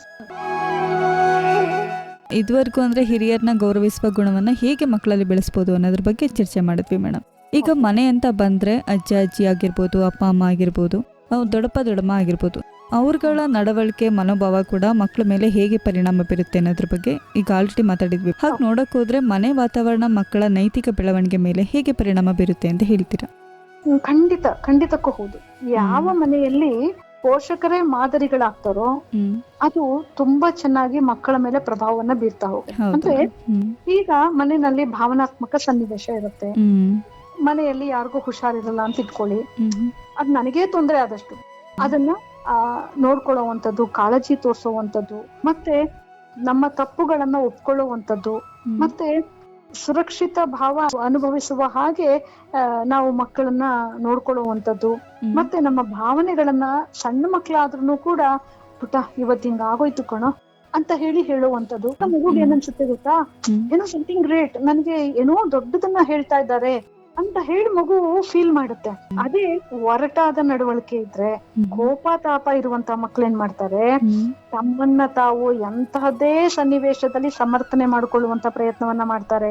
ಹೌದು, ಮೈಟ್ ಈಸ್ ರೈಟ್ ಅಂತ ಹೇಳ್ತಾರೆ. ಮೈಟ್ ಇಸ್ ರೈಟ್ ಅಂತ ಅಂದ್ರೆ ಬಲಶಾಲಿ ಯಾವಾಗಲೂ ಸರಿ ಅನ್ನುವಂತಹ ನಂಬಿಕೆನ ಮಗು ಬೆಳೆಸ್ಕೊಳ್ಳುವಂತಹ ಸಾಧ್ಯತೆ ಇರ್ತದೆ.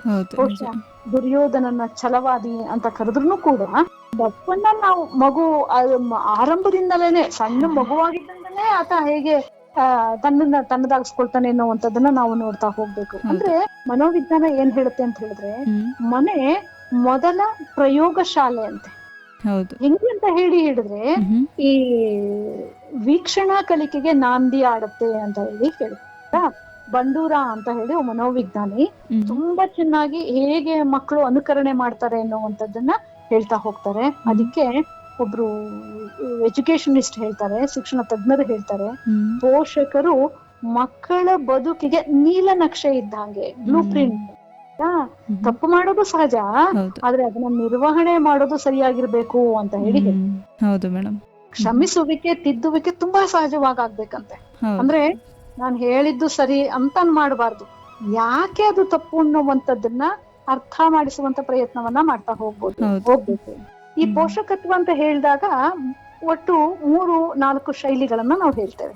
ಹೆಂಗೆ ಅಂತ ಹೇಳಿದ್ರೆ, ಅಥಾರಿಟೇಟಿವ್ ಅಂದ್ರೆ ತುಂಬಾ ಹೆಚ್ಚು ನಿಯಂತ್ರಣವನ್ನ ಮಾಡುವಂಥದ್ದು, ಮಗುವಿಗೆ ಒಳ್ಳೆಯ ಮತ್ತೆ ಸುರಕ್ಷಿತ ಭಾವ ಕಡಿಮೆ ಇರುವಂತದ್ದು. ಆವಾಗ ಏನ್ ಮಾಡ್ತಾರೆ ಮಕ್ಕಳು, ಭಯದಿಂದ ಎಲ್ಲಾನು ಒಪ್ಕೊಂಡ್ಬಿಡ್ತಾರೆ. ಆದ್ರೆ ಆಂತರಿಕವಾಗಿ ಅದರ ವಿರುದ್ಧವಾಗಿ ಇರ್ತಾರೆ. ಮುಂದೆ ಅದು ಅವಿಧೇಯತೆಯಾಗಿ ಕಾಣಿಸ್ಕೊಳ್ತದಂತೆ.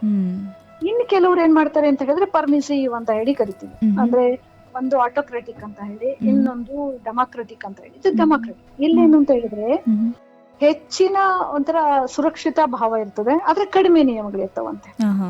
ಅವಾಗ ಸ್ವಯಂ ನಿಯಂತ್ರಣ ಕಡಿಮೆ ಆಗತ್ತಂತೆ. And then ಅವಲಂಬಿಸುವಿಕೆ ಹೆಚ್ಚಾಗತ್ತಂತೆ.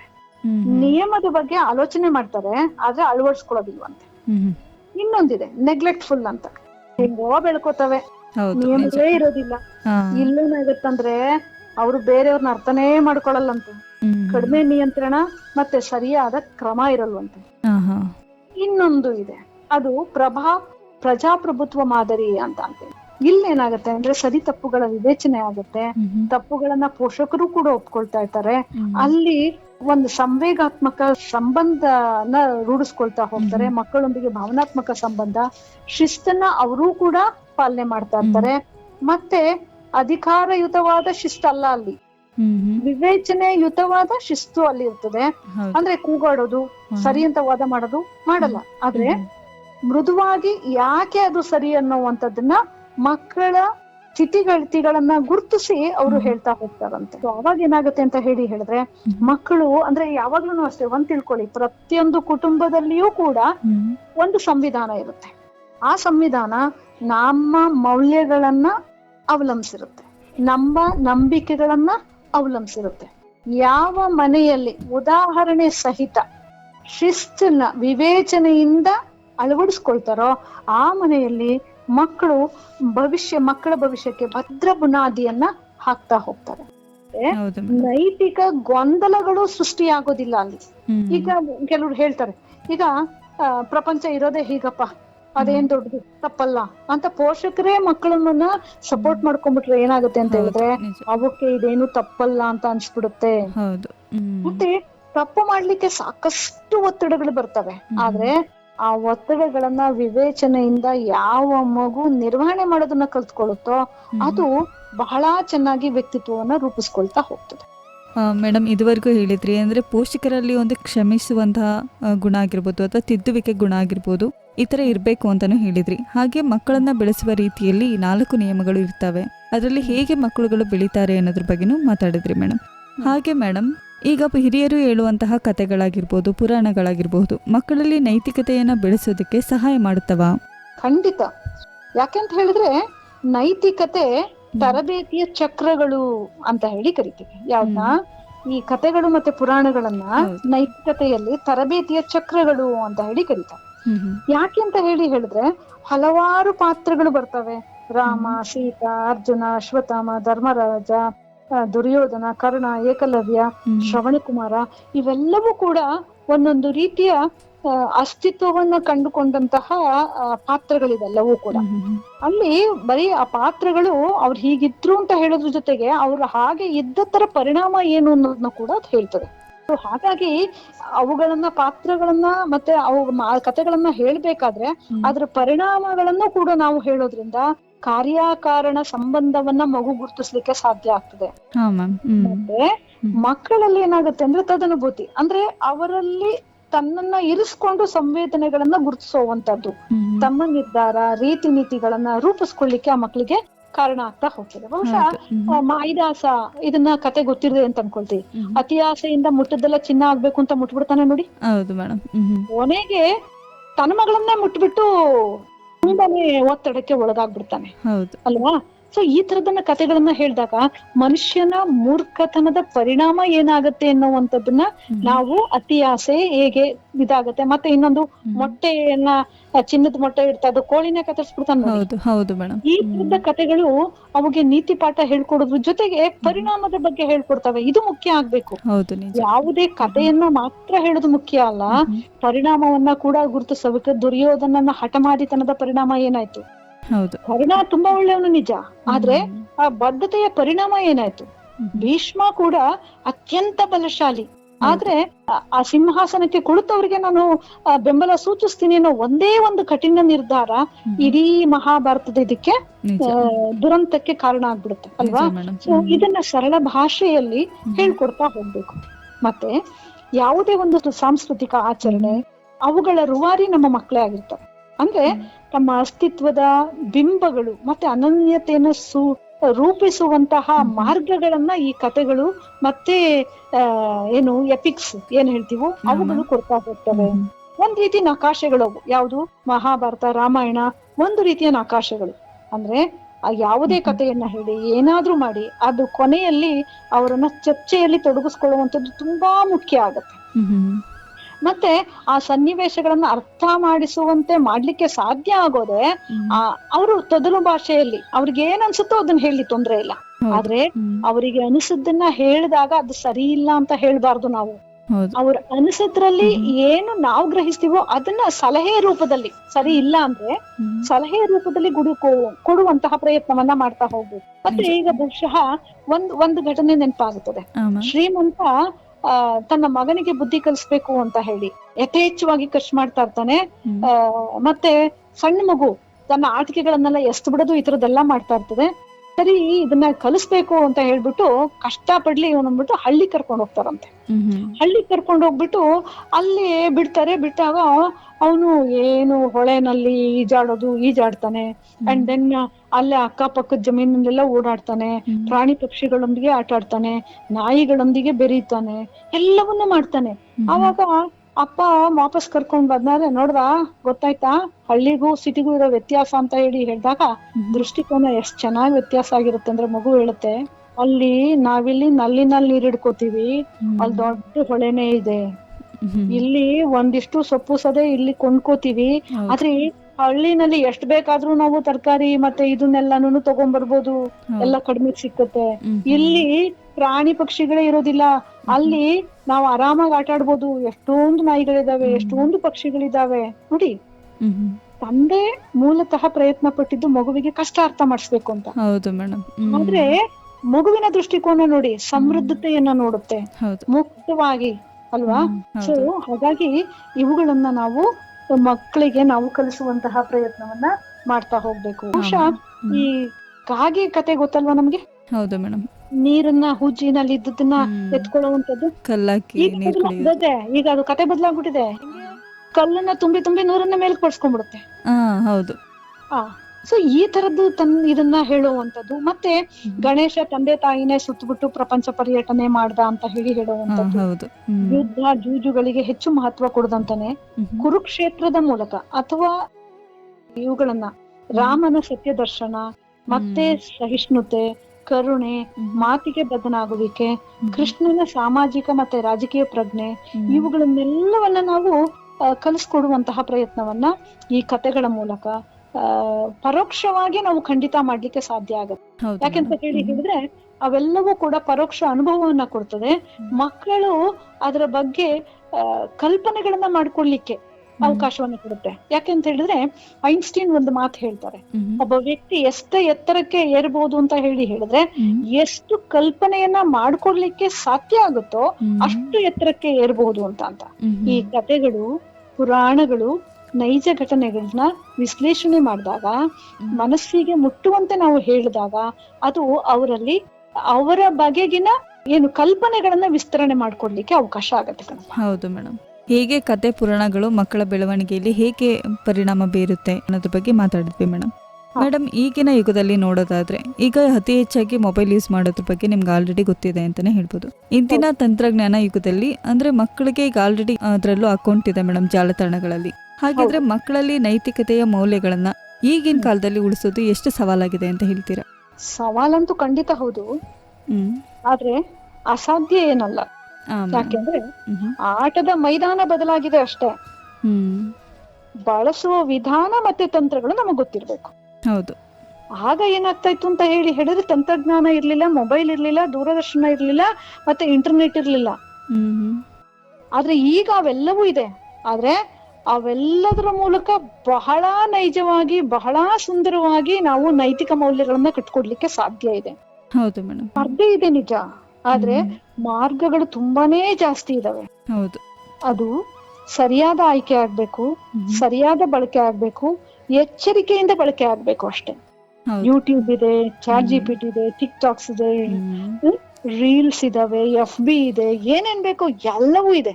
ಒಂದು ಮನೆ ಅಂತ ಹೇಳಿದ ಮೇಲೆ ವರಾಂಡನೂ ಇರುತ್ತೆ, ಹಾಲ್ ಇರುತ್ತೆ, ಮಲ್ಕೊಳ್ಳೋ ಕೋಣೆ ಇರುತ್ತೆ, ದೇವ್ರ ಮನೆನೂ ಇರುತ್ತೆ, ಬಚ್ಚಲ ಮನೆನೂ ಇರುತ್ತೆ. ಸದಾ ಬಚ್ಚಲ ಮನೆ ಇರಕ್ಕಾಗಲ್ಲ ಅಲ್ವಾ? ಹೌದು ಮೇಡಮ್. ಇದನ್ನ ನಾವು ಯೋಚನೆ ಮಾಡ್ಬೇಕು.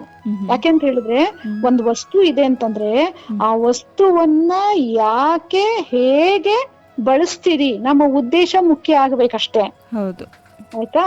ಮತ್ತೆ ಯಾವುದೇ ಒಂದು ದೃಶ್ಯಾವಳಿ ಮಗು ನೋಡ್ತಾ ಇದೆ ಅಂತ ಇಟ್ಕೊಳ್ಳಿ, ನೋಡ್ತಾ ಇದೆ ಅಂತ ಹೇಳಿದ್ರೆ ಅದನ್ನ ಕಿತ್ತು ಇಟ್ಬಿಡೋದಲ್ಲ.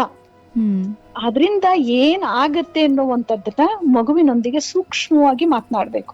ಯಾಕಂದ್ರೆ ಮಕ್ಕಳು ಬಹಳ ವೇಗವಾಗಿ, ನಮಗಿಂತ ವೇಗವಾಗಿ ತಂತ್ರಜ್ಞಾನದ ಆಕರ್ಷಣೆಗೆ ಒಳಗಾಗ್ತಾರೆ. ಅಷ್ಟು ಮಾತ್ರ ಅಲ್ಲ, ಬಹಳ ವೇಗವಾಗಿ ತಾಂತ್ರಿಕ ಕೌಶಲ್ಯಗಳನ್ನ ಗ್ರಹಿಸ್ಬಿಡ್ತಾರೆ. ಹೌದು. ಸಣ್ಣ ಸಣ್ಣ ಮಕ್ಳುಗಳು ಇವತ್ತು ಆಪ್ ಅನ್ನ ಡೆವಲಪ್ ಮಾಡೋದನ್ನ ನಾವು ನೋಡಿದೀವಿ, ಅದಕ್ಕೆ ಸಾಕ್ಷಿಯಾಗಿದ್ದೀವಿ. ಹೌದು ಮೇಡಮ್, ನಿಜ.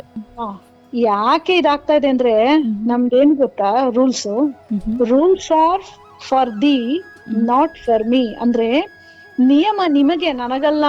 ಹೌದು. ನಾನೇ ಬಳಸ್ತಾ ನೀನ್ ಬಳಸ್ಬಾರ್ದು ಅಂತಂದ್ರೆ ಮಗು ಎಲ್ಲಿ ಕೇಳುತ್ತೆ? ನಿಜ ಅಲ್ವಾ? ಈಗ ನೋಡಿ, ತಂತ್ರಜ್ಞಾನ ಅಂತ ನೀವ್ ಹೇಳಿದ್ರಿ, ತಂತ್ರಜ್ಞಾನ ಎಲ್ಲೂ ತೊಂದ್ರೆ ಆಗಲ್ಲ ನಮ್ಗೆ. ಪಂಚತಂತ್ರ ಕಥೆಗಳನ್ನ ಯೂಟ್ಯೂಬ್ ನಲ್ಲಿ ಬಹಳ ಅದ್ಭುತವಾಗಿ ಕೊಡ್ತಾ ಇದ್ದಾರೆ. ತಂತ್ರಜ್ಞಾನ ನೈತಿಕತೆಯನ್ನ ಬೆಳೆಸೋದ್ರಲ್ಲಿ ತುಂಬಾ ಹೆಚ್ಚಿನ ಕೆಲಸವನ್ನ ಮಾಡುತ್ತೆ, ನಮ್ಗೆ ತುಂಬಾ ಚೆನ್ನಾಗಿ ಗೊತ್ತು, ತುಂಬಾ ಸಹಕಾರಿಯಾಗಿದೆ. ಆದ್ರೆ ಸತ್ಯ ಏನಂದ್ರೆ ಅದರ ಬಳಕೆ ತಪ್ಪಾಗಿ ಆಗ್ತಾ ಇದೆ. ಇದು ಇವತ್ತಿನ ಜಾಗತಿಕ ಪ್ರಪಂಚದ ಅತಿ ದೊಡ್ಡ ದುರಂತ ಹಾಗೂ ಸತ್ಯ ಕೂಡ. ಮ್ಯಾಮ್, ಈಗ ನೋಡಕ್ ಹೋದ್ರೆ ಅಂದ್ರೆ ಮಕ್ಕಳು ಮನೆಯಲ್ಲಿ ಬಿಟ್ರೆ ಟೈಮ್ ಅಷ್ಟು ಶಾಲೆಯಲ್ಲೇ ಕಳೀತಾರೆ ಮೇಡಮ್. ಹಾಗಿದ್ರೆ ಮನೆ ಮತ್ತೆ ಶಾಲೆ ಮಕ್ಕಳ ವ್ಯಕ್ತಿತ್ವ ನಿರ್ಮಾಣಕ್ಕೆ ಹೇಗೆ ಸಹಾಯ ಆಗುತ್ತೆ ಅನ್ನೋದ್ರ ಬಗ್ಗೆ ತಿಳಿಸ್ಕೊಡಿ. ಹೌದು, ಯಾಕೆಂತ ಹೇಳಿದ್ರೆ ಇದು ಮೂಲಭೂತವಾಗಿ ಆಗಲೇಬೇಕಾದಂತದ್ದು. ಎರಡು ಒಂದೇ ದಿಕ್ಕಿನಲ್ಲಿ ಕೆಲಸ ಮಾಡ್ಬೇಕು. ಬಹುತೇಕ ಏನಾಗುತ್ತೆ, ಕುಟುಂಬಗಳ ಹಿನ್ನೆಲೆ ಬೇರೆ ಇರುತ್ತೆ. ಯಾಕೆಂದ್ರೆ ನಮ್ಮಲ್ಲಿ ಜಾತಿ ವ್ಯವಸ್ಥೆ ಇದೆ, ಧಾರ್ಮಿಕ ವ್ಯವಸ್ಥೆ ಇದೆ, ಶ್ರೀಮಂತಿಕೆ, ಬಡವ, ಇದೆಲ್ಲವೂ ಇದೆ. ಹಾಗಾಗಿ ಏನಾಗುತ್ತೆ ಅಂದ್ರೆ ಬಹುತೇಕ ಸನ್ನಿವೇಶಗಳಲ್ಲಿ ಶಾಲೆ ಮತ್ತು ಕುಟುಂಬ ಎರಡು ವಿರುದ್ಧ ದಿಕ್ಕಿನಲ್ಲಿ ಕೆಲಸ ಮಾಡ್ಬಿಡ್ತವೆ. ಹೌದು. ಯಾಕಂದ್ರೆ ಇಲ್ಲಿ ಸಮಾನತೆಯನ್ನ ಹೇಳ್ಕೊಡ್ತೀವಿ, ಅಲ್ಲಿ ನಾನು ಮೇಲು, ನನ್ನದೇ ದೊಡ್ಡದು, ಅಂಡ್ ನನ್ನ ಸಂಸ್ಕೃತಿ ಚಂದ, ನನ್ನ ಧರ್ಮದ ಆಚರಣೆಗಳು ತುಂಬಾ ಮುಖ್ಯವಾದದ್ದು, ಮತ್ತೆ ನಾನು ಮೈಲ್ಗೆ ಮತ್ತೆ ಇಂಥವ್ರನ್ನ ಸೇರ್ಬಾರ್ದು, ಹೀಗೆ ಮಾಡ್ಬೋದು. ಒಳಿತು ಕೆಡುಕುಗಳನ್ನ ನಾವು ಯೋಚನೆಯನ್ನು ಮಾಡೋದಿಲ್ಲ. ಕುಟುಂಬ ಏನಾಗತ್ತೆ ಅಂತ ಹೇಳಿದ್ರೆ ಹೇಳ್ಕೊಡುವಂಥದ್ದು ಶಾಲೆಗೆ ವಿಭಿನ್ನವಾಗಿದ್ದಾಗ ವಿರುದ್ಧ ದಿಕ್ಕಿನಲ್ಲಿ ಕೆಲಸ ಮಾಡಿದ್ರೆ ಬಹುದೊಡ್ಡ ಅಪಾಯ ಆಗತ್ತೆ. ಮತ್ತೆ ಸ್ವಲ್ಪ ವ್ಯತ್ಯಾಸಗಳಾದ್ರೂ ಕೂಡ ವ್ಯಕ್ತಿತ್ವ ರೂಪುಗೊಳ್ಳುವಿಕೆ ತಪ್ಪಾಗುತ್ತೆ. ಯಾಕೆಂದ್ರೆ ಮಗುಗೆ ಮನೆಯಲ್ಲಿ ಇರುವಂತ ಆಚರಣೆ ಸರಿನಾ, ಶಾಲೆಯಲ್ಲಿ ಹೇಳ್ತಾ ಇರುವಂತದ್ದು ಸರಿನಾ ಎಂಬ ಸಂದಿಗ್ಧತೆ ಏನ್ ಮಾಡ್ಬಿಡುತ್ತೆ ಅಂದ್ರೆ ಸಮಸ್ಯೆಗಳನ್ನ ಸೃಷ್ಟಿ ಮಾಡಿಸ್ಬಿಡುತ್ತೆ. ಈಗ ಮನೆಯಲ್ಲಿ ಎಲ್ಲವನ್ನು ಹಂಚ್ಕೊಂಡು ತಿಂದಂತಹ ಬೆಳೆದಂತಹ ಮಗು ಹೊರಗಡೆ ಬಂದು ಆರಾಮಾಗಿ ಎಲ್ಲರ ಜೊತೆಗೂ ಹೊಂದಾಣಿಕೆ ಮಾಡ್ಕೊಳ್ಳುತ್ತೆ, ಹಂಚ್ಕೊಂಡು ತಿನ್ನುತ್ತೆ. ಆದ್ರೆ ಶಾಲೆನಲ್ಲಿ ಕೆಲವು ಮಕ್ಳೇನಾರು ಕಿತ್ಕೊಂಡು ಹೋಗೋವಂಥದ್ದು ಮತ್ತೆ ಕದ್ದು ಬಿಡೋವಂಥದ್ದು ಈ ತರದ್ದಾದಾಗ ಗಾಬರಿ ಆಗ್ಬಿಡುತ್ತೆ ಮಗು. ಇಲ್ಲಿ ಶಾಲೆ ಮತ್ತು ಕುಟುಂಬ ಎರಡನ್ನೂ ಕೂಡ ನಾವು ಶಬ್ದಗಳನ್ನ ಬಳಸ್ತೀವಿ, ಆದ್ರೆ ಹಸ್ತಗಳನ್ನಲ್ಲ ಅನ್ನೋ ನಿಯಮ ಇರ್ಬೇಕು. ಅರ್ಥ ಮಾಡ್ಕೋತೀರಿ ಅಂತ ಅನ್ಕೋತೀನಿ. ಮಾತಿನ ಮೂಲಕ ಮಗುವಿನ ಮನಸ್ಸನ್ನ ಪರಿವರ್ತನೆ ಮಾಡ್ಲಿಕ್ಕೆ ಸರಿಯೇ ಇದೆ ಹೊರತು ದೇಹಕ್ಕೆ ಶಿಕ್ಷೆಯನ್ನ ಕೊಡಬಾರ್ದು. ಮಗು ಏನಾದ್ರೂ ಕೆಲಸ ಮಾಡಲ್ಲ ಅಂತ ಹೇಳಿದ್ರೆ ಅದು ದೇಹ ಅಲ್ಲ, ಮನಸ್ಸು ಮಾಡ್ತಾ ಇಲ್ಲ. ಮನಸ್ಸನ್ನ ಪರಿವರ್ತನೆ ಮಾಡಬೇಕು. ಅದಕ್ಕೆ ನಾವು ತರಬೇತಿಯನ್ನ ಕೊಡಬೇಕು. ಇಂಥ ಸಮಯದಲ್ಲಿ ಇಂಥ ಕೆಲಸವನ್ನ ಮಾಡ್ಲಿಕ್ಕೆ ನೀನು ಸಿದ್ಧ ಇರ್ಬೇಕು ಅಂತ ಹೇಳಿ. ತಪ್ಪದ್ಯಾ? ಹಾಗಾಗಿ ಏನಾಗುತ್ತೆ ಅಂತ ಹೇಳಿದ್ರೆ ಮಗು ಹೇಗೆ ನಡ್ಕೊಳ್ಬೇಕು ಅನ್ನೋವಂಥದ್ದನ್ನ ಮನೆಯಲ್ಲಿ ಕಲ್ಸೋದ್ರ ಜೊತೆಗೆ ಶಾಲೆನಲ್ಲಿ ಏನಾಗುತ್ತೆ ಗೊತ್ತಾ, ಪೋಷಕರು ನೋಡ್ಲಿಕ್ಕೆ ಆಗದೆ ಇರುವಂತದ್ದನ್ನ ಶಾಲೆ ತೋರಿಸುತ್ತೆ. ಮಗು ಪುಟ್ಟದೊಂದು ಇದರಲ್ಲಿ ಬೆಳೆದಿರುತ್ತೆ, ಪರಿಸರದಲ್ಲಿ ಬೆಳೆದಿರುತ್ತೆ, ಕುಟುಂಬದಲ್ಲಿ. ಶಾಲೆಗೆ ಸಮೂಹಕ್ಕೆ ಬರುತ್ತೆ, ವಿಭಿನ್ನ ಸಂಸ್ಕೃತಿಗಳ ಸಂಗಮ ಅದು. ಅಲ್ಲಿ ಎಲ್ಲರನ್ನು ಸಮಾನವಾಗಿ ನೋಡುವಂಥದ್ದು, ಸಮಸ್ಥಿತಿ, ಸಮಾನತೆ ಮತ್ತೆ ಸಮತೆ ಇವುಗಳನ್ನು ಆಧರಿಸಿ ಮಕ್ಕಳನ್ನ ನೋಡ್ಕೊಳ್ತಾ ಹೋಗ್ತಾರೆ. ಲಿಂಗ ತಾರತಮ್ಯ ಇರೋದಿಲ್ಲ, ಲಿಂಗ ಸಮಾನತೆ ಇರುತ್ತೆ, ಇವೆಲ್ಲವೂ ಇರುತ್ತೆ. ಜೊತೆಗೆ ಏನಾಗುತ್ತೆ ಅಂತಂದ್ರೆ ಶಾಲೆ ಮತ್ತೆ ಮನೆಯಲ್ಲಿ ಎರಡರಲ್ಲೂ ಕೂಡ ಬರೀ ಅಂಕಗಳಿಗೆ ಬೆಲೆಯನ್ನ ಕೊಡ್ತಾ ಹೋದ್ರೆ ಮನಸ್ಸು ತುಂಬಾ ಗೊಂದಲಕ್ಕೀಡಾಗತ್ತೆ. ಹೆಂಗಾದ್ರೂ ಮಾಡಿ ಅಂಕಗಳನ್ನ ಗಳಿಸ್ಬಿಡ್ಬೇಕು ಅಂತ ಮಗು ಯೋಚನೆ ಮಾಡ್ಬಿಡ್ಬೋದು. ಇಲ್ಲಿ ನಾವು ಯೋಚನೆ ಮಾಡ್ಬೇಕಾಗಿರುವಂತದ್ದು ಮಗು ಸಹಕಾರ, ಸಹಯೋಗ, ಸಮಾಲೋಚನೆ ಈ ತರದನ್ನ ಅವರು ಕಲ್ತ್ಕೊಳ್ತಾ ಹೋಗ್ಬೇಕು. ಚರ್ಚಿಸುವಿಕೆ, ಒಪ್ಪಿಕೊಳ್ಳುವಿಕೆ, ಸಮರ್ಥಿಸುವಿಕೆ ಮತ್ತೆ ಗೌರವಿಸುವಿಕೆ ಈ ತರದನ್ನ ಕಲ್ತ್ಕೊಳ್ಳಿಕ್ಕೆ ಅವಕಾಶವನ್ನ ಮಾಡ್ಕೊಳ್ತಾ ಹೋಗ್ಬೇಕು. ಮತ್ತೆ ಪೋಷಕರು ಮತ್ತೆ ಶಿಕ್ಷಕರ ನಡುವೆ ಮತ್ತೊಂದು ವೈರುಧ್ಯಗಳು ನಡೀತವೆ, ಸಂಘರ್ಷಗಳು ನಡೀತವೆ. ಪೋಷಕರಾಗ್ಲಿ ಶಿಕ್ಷಕರಾಗ್ಲಿ ಹಿಂದೊಂದು ಮುಂದೊಂದು ನಡ್ಕೊಂಡ್ಬಿಟ್ರೆ, ಅವರ ನಡುವೆ ಸಂಘರ್ಷಗಳಿದ್ಬಿಟ್ರೆ ಮಕ್ಕಳು ನೋಡ್ತಾ ಇರ್ತಾರೆ. ಮತ್ತೆ ಪೋಷಕರು ಮತ್ತೆ ಶಿಕ್ಷಕರ ಸಭೆ ಕೇವಲ ಅಂಕಗಳನ್ನ, ಸಾಧನೆಗಳನ್ನ ಲೆಕ್ಕಿಸುವ ವೇದಿಕೆಗಳಾಗಬಾರ್ದು. ಮುಕ್ತವಾಗಿ ಮಗು ಯಾವ ರೀತಿ ನಡ್ಕೊಳ್ತಾ ಇದೆ ಮತ್ತೆ ಅದರಲ್ಲಿರುವಂತ ಧನಾತ್ಮಕ ಗುಣಗಳೇನೇನು ಈ ತರದನ್ನ ಕಲಿಸುವಂತಹ ವೇದಿಕೆಗಳಾಗಿ ಅದು ಮಾರ್ಪಟ್ಟಾಗ ಮಾತ್ರ ಶಾಲೆ ಮತ್ತು ಮನೆ ಒಂದೇ ರೀತಿ ಕೆಲಸವನ್ನ ಮಾಡ್ಲಿಕ್ಕೆ ಖಂಡಿತಕ್ಕೂ ಅದು ಸಾಧ್ಯ ಆಗತ್ತೆ. ಇದನ್ನ ನಾವು ಯಾವುದೇ ಕಾರಣಕ್ಕೂ ಮರೆಯೋ ಹಾಗಿಲ್ಲ. ಹೌದು, ನಿಜ. ಎರಡು ಪೂರಕವಾಗಿ ಕೆಲಸ ಮಾಡ್ಬೇಕು. ಹೌದು ಮೇಡಮ್. ಮ್ಯಾಮ್, ಹಾಗೇನೆ ಈಗ ಮಕ್ಕಳಲ್ಲಿ ಸಹಾನುಭೂತಿ ಮತ್ತು ಸಹಾಯ ಮಾಡುವ ಮನೋಭಾವವನ್ನ ಹೇಗೆ ಬೆಳೆಸಬಹುದು? ಖಂಡಿತ ಸಾಧ್ಯ ಇದೆ. ಯಾಕೆಂತ ಹೇಳಿದ್ರೆ ಇವು ನಾನು ಯಾವಾಗ್ಲೂ ಹೇಳ್ತಾ ಇರ್ತೀನಿ, ಮೌಲ್ಯಗಳನ್ನ ನಾವು ಬೋಧನೆ ಮಾಡಕ್ಕಾಗಲ್ಲ. ಅನುಕರಣಾ ಕಲಿಕೆ ಅಂತ ಹೇಳಿ ಬಂಡೂರು ಅವರ ಸೋಷಿಯಲ್ ಲರ್ನಿಂಗ್ ಥಿಯೋರಿ ಇದೆ. ಅದೇನ ಹೇಳುತ್ತೆ ಅಂತ ಹೇಳಿದ್ರೆ ಮಕ್ಕಳು ಅನುಕರಣೆಯ ಮೂಲಕ ಕಲಿತಾರೆ ಅಂತ. ಆಯ್ತಾ? ಯಾವುದೇ ಆದ್ರೂ ಕೂಡ ಮಕ್ಕಳು ಅಥವಾ ಹಿರಿಯರು ಅನುಭವಿಸ್ಬೇಕು. ಸಹಾನುಭೂತಿ ಅಥವಾ ಸಹಾಯ ಮಾಡುವ ಮನೋಭಾವನೆನ ನಾವು ಬೋಧನೆ ಮಾಡಕ್ಕಾಗಲ್ಲ. ನಮ್ಮ ದಿನಚರಿಯ ಭಾಗ ಆಗ್ಬೇಕು, ನಮ್ಮ ನಡವಳಿಕೆಯ ಭಾಗ ಆಗ್ಬೇಕು, ನಮ್ಮ ನಡವಳಿಕೆಯಲ್ಲಿ ಅದಿರ್ಬೇಕು. ಆಯ್ತಾ? ಪೋಷಕರಾಗ್ಲಿ ಶಿಕ್ಷಕರಾಗಿ ನಡೆದುಕೊಳ್ಳುವ ರೀತಿ ಮತ್ತೆ ಇತರರನ್ನು ನಡೆಸ್ಕೊಳ್ಳುವಂತಹ ರೀತಿ ಬಹಳ ಪ್ರಭಾವವನ್ನ ಬೀರುತ್ತೆ. ಮಕ್ಕಳ ಹಿನ್ನೆಲೆ ಹೇಗೆ ಇದ್ರೂ ಕೂಡ ನಾವು ಸಮಾನವಾಗಿ ನೋಡ್ಬೇಕು. ಸಾಮಾನ್ಯವಾಗಿ ಶ್ರೀಮಂತ ಹಿನ್ನೆಲೆ ಇಲ್ಲ ಮಕ್ಕಳು ಮೇಲರಿಮೆಯಿಂದ ಬಳಲ್ತಾ ಇರ್ತಾರೆ, ಬಡ ಮಕ್ಕಳು ಕೀಳರಿಮೆಯಿಂದ ಬಳಲ್ತಾ ಇರ್ತಾರೆ. ಅಥವಾ ಆ ಕಾರಣನೇ ಒಳ್ಳೆಯ ಗುಣಗಳನ್ನ ಬೆಳೆಸ್ಲಿಕ್ಕೂ ಕೂಡ ಅವಕಾಶ ಆಗಿರ್ಬೋದು, ಹೇಳಲಿಕ್ಕಾಗೋದಿಲ್ಲ. ಆಯ್ತಾ? ಅದ್ ಹೇಗ್ ಸಾಧ್ಯ ಆಗತ್ತೆ ಅಂತಂದ್ರೆ ಮಕ್ಕಳಲ್ಲಿ ತಾರ್ಕಿಕ ಮತ್ತೆ ತಾತ್ವಿಕ ಚಿಂತನೆಗಳಿದ್ದಾಗ ಮಾತ್ರ. ಮತ್ತೆ ಅಕ್ಕಪಕ್ಕದವ್ರಿಗೆ ತೊಂದರೆ ಆದಾಗ ಪೋಷಕರು ಸಹಾಯಕ್ಕೆ ಧಾವಿಸಿದ್ರೆ ಮಕ್ಕಳು ಕೂಡ ಆ ಕೆಲಸವನ್ನ ಮಾಡ್ತಾರೆ. ಶಿಕ್ಷಕರು ಶಾಲೆಗಳಲ್ಲಿ ವೈಷಮ್ಯ ಮೆರೆಸಿದ್ರೆ ಮಕ್ಕಳು ಕೂಡ ಅದನ್ನ ಮುಂದುವರಿಸ್ತಾ ಹೋಗ್ತಾರೆ. ಹಾಗಾಗಿ ನಮ್ಮ ನಡುವೆ ಏನೇ ಗೊಂದಲಗಳಿದ್ರು ಕೂಡ ನಮ್ಮಲ್ಲೇ ಅದನ್ನ ನಾವು ನಿವಾರಿಸ್ಕೊಳ್ಬೇಕೇ ಹೊರತು ಅದನ್ನ ಮಕ್ಕಳ ಮುಂದೆ ತೋರ್ಸ್ಕೊಡ್ಲಿಕ್ಕೆ ಹೋಗ್ಬಾರ್ದು. ಮತ್ತೆ ಇನ್ನೊಂದೇನು ಅಂತ ಹೇಳಿದ್ರೆ ತೋರ್ಸ್ಕೊಳ್ಲಿಕ್ಕೆ ಹೋಗ್ಬಾರ್ದು ಅನ್ನೋದಕ್ಕಿಂತ ಹೆಚ್ಚಾಗಿ ನಮ್ಮಲ್ಲೇ ಇರಬಾರ್ದು. ನಿಜ. ಹ್ಮ್. ಬಟ್ ಅದಾಗಲ್ಲ. ರಾಗ ದ್ವೇಷ ಇರುವಂತಹ ಹೌದು. ನಾವುಗಳೇನ್ ಮಾಡ್ತೀವಿ ಅಂದ್ರೆ ಅದನ್ನ ತೋರ್ಕೊಂಡ್ಬಿಡ್ತೀವಿ. ಹೌದು. ಸೊ ಇದೇನಾಗುತ್ತೆ ಅಂತಂದ್ರೆ ವೈರುಧ್ಯಮಯವಾದಂತಹ ಸನ್ನಿವೇಶವನ್ನ ಹ್ಮ್. ಸೃಷ್ಟಿ ಮಾಡ್ತಾ ಹೋಗ್ತದೆ. ಸಾಧ್ಯ ಆದ್ರೆ ಸಣ್ಣ ಮಕ್ಕಳ ಜೊತೆಗೆ ಸಂಜೆ ಹೊತ್ತು 5 ರಿಂದ 10 ನಿಮಿಷ ಮುಕ್ತವಾಗಿ ನಾವು ಮಾತನಾಡ್ಬೇಕು. ಹಾ ಆ ಮೇಡಮ್. ದಿನದ ನಮ್ಮ ಅನುಭವಗಳನ್ನ ಖುಷಿ ಖುಷಿಯಾಗಿ ಹಂಚ್ಕೊಳ್ಬೇಕು. ಇವತ್ತು ನಾನು ಈ ತಪ್ಪು ಮಾಡ್ಬಿಟ್ಟೆ, ಹಿಂಗ್ ಆಗ್ಬೋದಾಗಿತ್ತು, ಈ ತರದನ್ನ ಹೇಳ್ದಾಗ ಮಕ್ಳೇನ್ ಮಾಡ್ತಾರೆ ಅಂದ್ರೆ ಇಂಡೈರೆಕ್ಟ್ ಆಗಿ ಅಂದ್ರೆ ಪರೋಕ್ಷವಾಗಿ ಈ ತರ ತಪ್ಪು ಮಾಡಬಾರ್ದು ಅಂತ ಅರ್ಥ ಮಾಡ್ಕೊಳ್ತಾರೆ. ಹೌದು. ಮತ್ತೆ ಸಣ್ಣ ಪುಟ್ಟ ಜವಾಬ್ದಾರಿಗಳನ್ನ ಕೊಟ್ಟಿದ್ರೆ, ಉದಾಹರಣೆಗೆ ನಾಯಕತ್ವ, ಪುಸ್ತಕಗಳನ್ನ ಜೋಡಿಸಿಡುವಂತದ್ದು, ಸಣ್ಣ ಪುಟ್ಟ ಕೆಲಸಗಳನ್ನ ಮಾಡುವಂತದ್ದು, ಹೌದು. ಇವುಗಳನ್ನೆಲ್ಲ ಮಾಡಿಸಿದಾಗ ಏನಾಗ್ತದೆ, ಮಕ್ಕಳು ಜವಾಬ್ದಾರಿಯನ್ನ ಕಲ್ತ್ಕೊಳ್ತಾ ಹೋಗ್ತಾರೆ. ಹೌದು ಮೇಡಮ್. ಮತ್ತೆ ಏನಾದ್ರು ತಪ್ಪು ಮಾಡಿದಾಗ ಬೈಯೋದ್ರ ಬದಲು ಆ ತಪ್ಪು ಯಾಕಾಯ್ತು ಅನ್ನುವಂಥದ್ದಕ್ಕೆ ಕಾರಣ ಸಹಿತ ನಾವು ಹೇಳಿದ್ರೆ ಖಂಡಿತ ಮಗು ಅರ್ಥ ಮಾಡ್ಕೊಂಡು. ಹೌದು ಮೇಡಮ್. ಸಣ್ಣ ಪುಟ್ಟದ್ ಏನಾದ್ರೂ ಒಳ್ಳೇದು ಮಾಡಿದ್ರೆ ಅವಾಗ ನಾವು ಅದನ್ನ ಹೊಗಳಿದ್ರೆ, ಪ್ರಶಂಸೆ ಮಾಡಿದ್ರೆ ಅದಕ್ಕೆ ಖುಷಿ ಆಗತ್ತೆ, ಅದ್ರ ಆತ್ಮತೃಪ್ತಿ ಆಗತ್ತೆ. ಮತ್ತೆ ಈಗ ತನಗ್ ಬೇಕಾದ ವಸ್ತುವನ್ನ, ನಾನು ಆಗ್ಲೇ ಹೇಳ್ದೆ, ಬಿಸಿಲಲ್ಲಿದ್ದ ಮಗುಗೆ ತನ್ನ ಚಪ್ಲಿನ ತಕೊಂಡೋಗಿ ಕೊಟ್ಟಾಗ ನಿನ್ ಚಪ್ಲಿ ತಕೊಂಡೋಗಿ ಕೊಟ್ಬಿಟ್ಟಲ್ಲ ಅಂತ ತಾಯಿ ಏನಾದ್ರು ಹೇಳಿದಿದ್ರೆ ಅದು ಋಣಾತ್ಮಕವಾದ ಒಂದು ಪ್ರಭಾವ ಆಗೋಗ್ತಾ ಇದೆ. ಆದ್ರೆ ಮಗುನ ಮುದ್ದು ಮಾಡಿ ನಿಂದನ್ನ ತ್ಯಾಗ, ಅದು ನೀನ್ ದೊಡ್ಡ ತ್ಯಾಗ ಮಾಡಿದ್ಯಾ ಅಂತ ಹೇಳಿ ಮಗುಗೆ ಹೇಳುವಂತದ್ದು. ಆಗ ಆ ತರದನ್ನ ಸ್ನೇಹಿತರಿಗೆ ಹಂಚ್ಕೊಂಡಾಗ ಹೇಳಿದಾಗ ಇಲ್ಲಿ ಒಂದು ನೆನಪಾಗ್ತದೆ. ಒಂದು ಮಗು, ಶ್ರೀಮಂತ ಮಗು ಶಾಲಾ ಇದ್ರಲ್ಲಿ ಭಿಕ್ಷುಕಿಗೆ, ಅದು ನಾನು ನೋಡಿದಂತಹ ಸನ್ನಿವೇಶ, ಭಿಕ್ಷುಕಿಗೆ ತಾನು ತಕೊಂಡ್ಬಂದ ಆಹಾರದ ಡಬ್ಬವನ್ನ ಕೊಡ್ತಾ ಇರ್ತದೆ. ಕೊನೆಗೆ ಆ ಬಾಂಧವ್ಯ ಎಷ್ಟು ಚೆನ್ನಾಗಿ ಬೆಳೆಯುತ್ತೆ ಅಂತಂದ್ರೆ, ಆ ಭಿಕ್ಷುಕಿ ಮಗುವಿಗೆ ಒಂದು ತಾಯಿಯ ಸ್ಥಾನದಲ್ಲಿ ನಿಲ್ತಾಳೆ. ಆಮೇಲಿಂದ ಯಾಕೆ ಮಗು ಹೊರಗಡೆ ಹೋಗ್ತಾ ಇದೆ, ಗೇಟಿಂದ ಹೊರಗಡೆ ಹೋಗಿ ತಿಂತಾ ಇದ್ದ ಟೀಚರ್ಸ್ ನೋಡ್ತಾರೆ, ನೋಡ್ಬಿಟ್ಟು ಪೋಷಕರಿಗೆ ಹೇಳ್ತಾರೆ. ಆ ತಂದೆ ಬಂದು ನೋಡಿದಾಗ ಅವನಿಗೆ ನಿಜವಾದ ಸತ್ಯ ದರ್ಶನ ಆಗತ್ತೆ. ಆ ಮಗು ಆ ಭಿಕ್ಷುಕೆಯಲ್ಲಿ ತನ್ನ ತಾಯಿಯನ್ನ ಕಾಣ್ತಾ ಇದೆ ಅಂತೆ. ತಾಯಿ ಇಲ್ಲದ ಮಗು ಅದು. ಆಗ ಅಪ್ಪ ಬೈಯಲ್ಲ ಅದನ್ನ, ಎಷ್ಟು ಖುಷಿ ಪಡ್ತಾನೆ ಅಂತ ಹೇಳಿದ್ರೆ ಆ ಭಿಕ್ಷುಕಿಗೆ ಒಂದು ಭವಿಷ್ಯವನ್ನ ಕೊಡ್ತಾನೆ. ನಾನ್ ನೋಡಿದಂತ ಒಂದು ಘಟನೆ. ಸೊ ಹಾಗಾಗಿ ಇಲ್ಲೇನು ಅಂತ ಹೇಳಿದ್ರೆ, ಆ ಮಕ್ಕಳಲ್ಲಿ, ಅದಕ್ಕೇನೆ ಕುವೆಂಪು ಅವ್ರ ಒಂದ್ ಕಡೆ ಹೇಳ್ತಾರೆ, ಮಗು ಮನುಜನ ತಂದೆ ಅಂತ. ಅಂದ್ರೆ ಮಕ್ಕಳಿಂದ ಕಲೀಲಿಕ್ಕೆ ಬೇಕಾದಷ್ಟಿದೆ. ಸೊ ಹಾಗಾಗಿ ಆ ಮಕ್ಕಳನ್ನ ನಾವು ಆ ಭಿಕ್ಷುಕೆಯೊಂದಿಗೆ ನೀನ್ ಯಾಕೆ ಸೇರ್ದೆ ಅಂತ ಕೇಳಿತಿದ್ರೆ ಬಹುಶಃ ಅನರ್ಥ ಆಗೋಗ್ತಾ ಇದೆ. ಆ ಭಿಕ್ಷುಕಿಗೆ ಒಂದು ಭವಿಷ್ಯವನ್ನ ರೂಪಿಸ್ಕೊಡ್ತಾರಲ್ಲ, ಆ ಮಗುವಿಗೆ ನೋಡ್ಕೊಳ್ಳಿಕ್ಕೆ ಆಕೆನ ತಗೊಂಬಂದು ಇಟ್ಕೋತಾರಲ್ಲ ಮನೆಯಲ್ಲಿ, ಬಹುದೊಡ್ಡ ಮನುಷ್ಯರ್ಬೇಕು ಅದಕ್ಕೆ.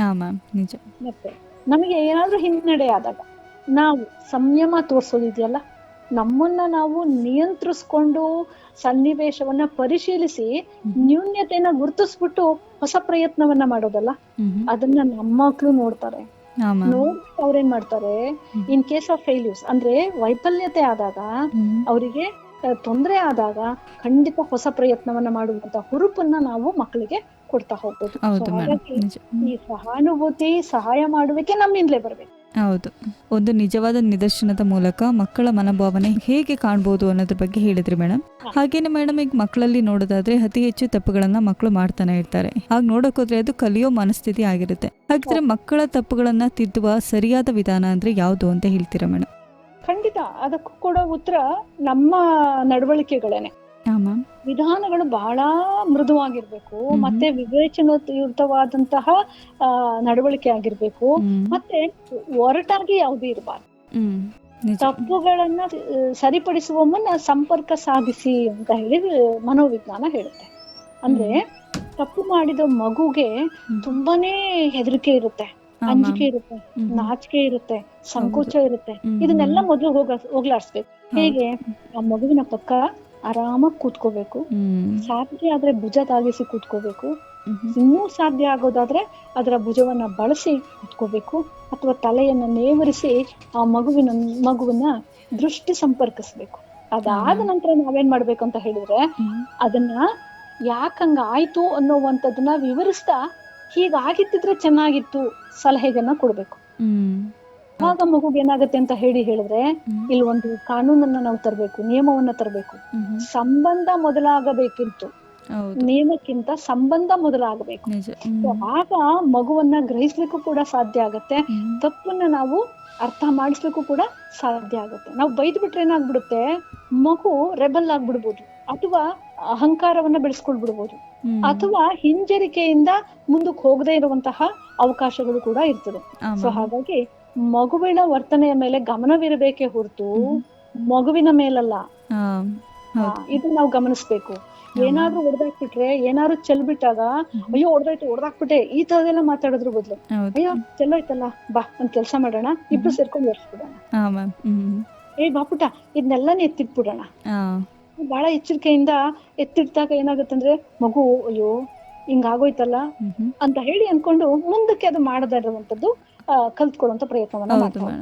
ಈಗ ಯಾರ ಜೊತೆನಲ್ಲೂ ಒಡೆದಾಡ್ಬಿಟ್ಟಿರುತ್ತೆ, ಯಾರಿಗಾದ್ರೂ ಕೈ ಎತ್ತು ಬಿಡುತ್ತೆ ಅಂತ ಇಟ್ಕೊಳ್ಳಿ. ಆಗ ನಾವೇನ್ ಮಾಡ್ಬೇಕು ಅಂತ ಹೇಳಿದ್ರೆ, ಬೇರೆ ಟೀಚರ್ಸ್ ಹಿಂಗಾಗೋಯ್ತಾ ಹಂಗ್ ಮಾಡ್ಬಿಟ್ರ, ಅಥವಾ ಪೇರೆಂಟ್ಸ್ ಇನ್ನೊಂದು ಹೊಡಿಬೇಕಿತ್ತು ಈ ತರ ಹೇಳಿದ್ರು ಬದ್ಲು ಕೈ ಇರೋದು ಪುಟ ಒಳ್ಳೆ ಕೆಲಸ ಮಾಡೋದಕ್ಕೆ, ಕೈ ಎತ್ತೋದಕ್ಕಲ್ಲ.